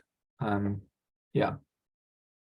Yeah. Okay. So starting with the collaboration with the other projects, we would intend on continuing to do that in the beta phase. So obviously understanding if the wall thickness of a steel pipe is a risk, is at risk, is necessary, but similarly, if there's a barrier film or something put on the inside of the pipe, that might take a lower velocity. So yeah, that's something that we would have to look at and understand, I think. And in terms of understanding the compression, so there are synergistic challenges with flowing hydrogen, so you can get additional pressure drops across the pipe for flowing at high velocities. Where we are looking at that within the models, or planning to look at that within the models in the beta phase. We'll provide our outputs, but I believe the compression strategy will probably stand alone in that sense as well. Okay, thank you. And actually linked to that, there's a follow-on final question, which is, you know, how have you considered the kind of flow rate and the pressure drop relationship, and you know, how has that kind of affected your thinking in the velocity project? Yeah, so we've looked predominantly in this phase at the particle transport, erosion, vibration, and noise. But the modeling in the beta phase is looking to look at the effects of pressure drop on the networks and that relationship. one of the reports that we reviewed was a H21 report. So some work has already started being done on looking at the effects of increased velocity, for example, on low pressure networks, and estimating the amount of service pipes that would have high pressure drops across them, for example, for having a small diameter. So we will be looking to include that. Great. Thanks, Ben. Thanks for the presentation, and that's the end of the Q&A. Thanks so much for taking the questions as well. Thank you. We've come to end of the presentation. So we have a few kind of information slides, after which we can close the webinar. The first is to flag day 2. Tomorrow, we've got 3 sessions. We've got the future gas digitalization from 9:15 to 11. And then after a 15 minutes break, we've got the effective renewable energy integration until 1 o'clock. And then there's a bit of a longer break, an hour and 15 minutes. We conclude with the enabling system flexibility and sector coupling. And Chris has kindly copied in the link for signing up for those webinars, and also for the newsletter that gives you kind of more information. So, hoping for a great turnout again. And I think all the questions that you asked was really useful to have a lively debate. So we're hoping we can have the same tomorrow. If you can move to the next slide, please. Yeah, I mean, just ways for you to keep in touch if what you heard today was interesting, and these are the kinds of projects that you'd like to keep on top of and potentially work on and develop new projects with us as well. Please do sign up to our newsletter, where you get all the information on upcoming rounds of funding and our engagement sessions, etc. We also keep in touch, and we publish a lot of content from, we do reports, we do podcasts. That's the way you can process information. Please do sign up and listen to our podcasts. We do blogs on different aspects of the program and the projects. So that's quite an interesting read as well. And also, all of these projects do a 60-second video. So if you want to quickly kind of get your head around what this project is doing, there's a Strategic Innovation Fund playlist on YouTube, which I'll highly recommend. It's a very kind of time-effective way to get on top of these projects. And then finally, we have, if we can move to the next slide, please. Our Basecamp event, which is on Tuesday, the 28th of Feb. This is a kind of event run by ENA, Ofgem, and ourselves, mainly to help surface some of the problem statements across the energy networks, and also a collaborative event working with innovators to kind of develop some of the solutions around that. So if you're interested in kind of understanding where some of the network transitional problems are, or if you're an innovator who want to come and work on some of these solutions, please do sign up. I think there's a waiting list, but Chris has copied the link in, and you can kind of register there. So yeah, thank you so much for to everyone, the networks, their partners coming and presenting, and to all of you listening and kind of feeding in the questions, which has made it a great event. Thank you so much, and have a lovely evening.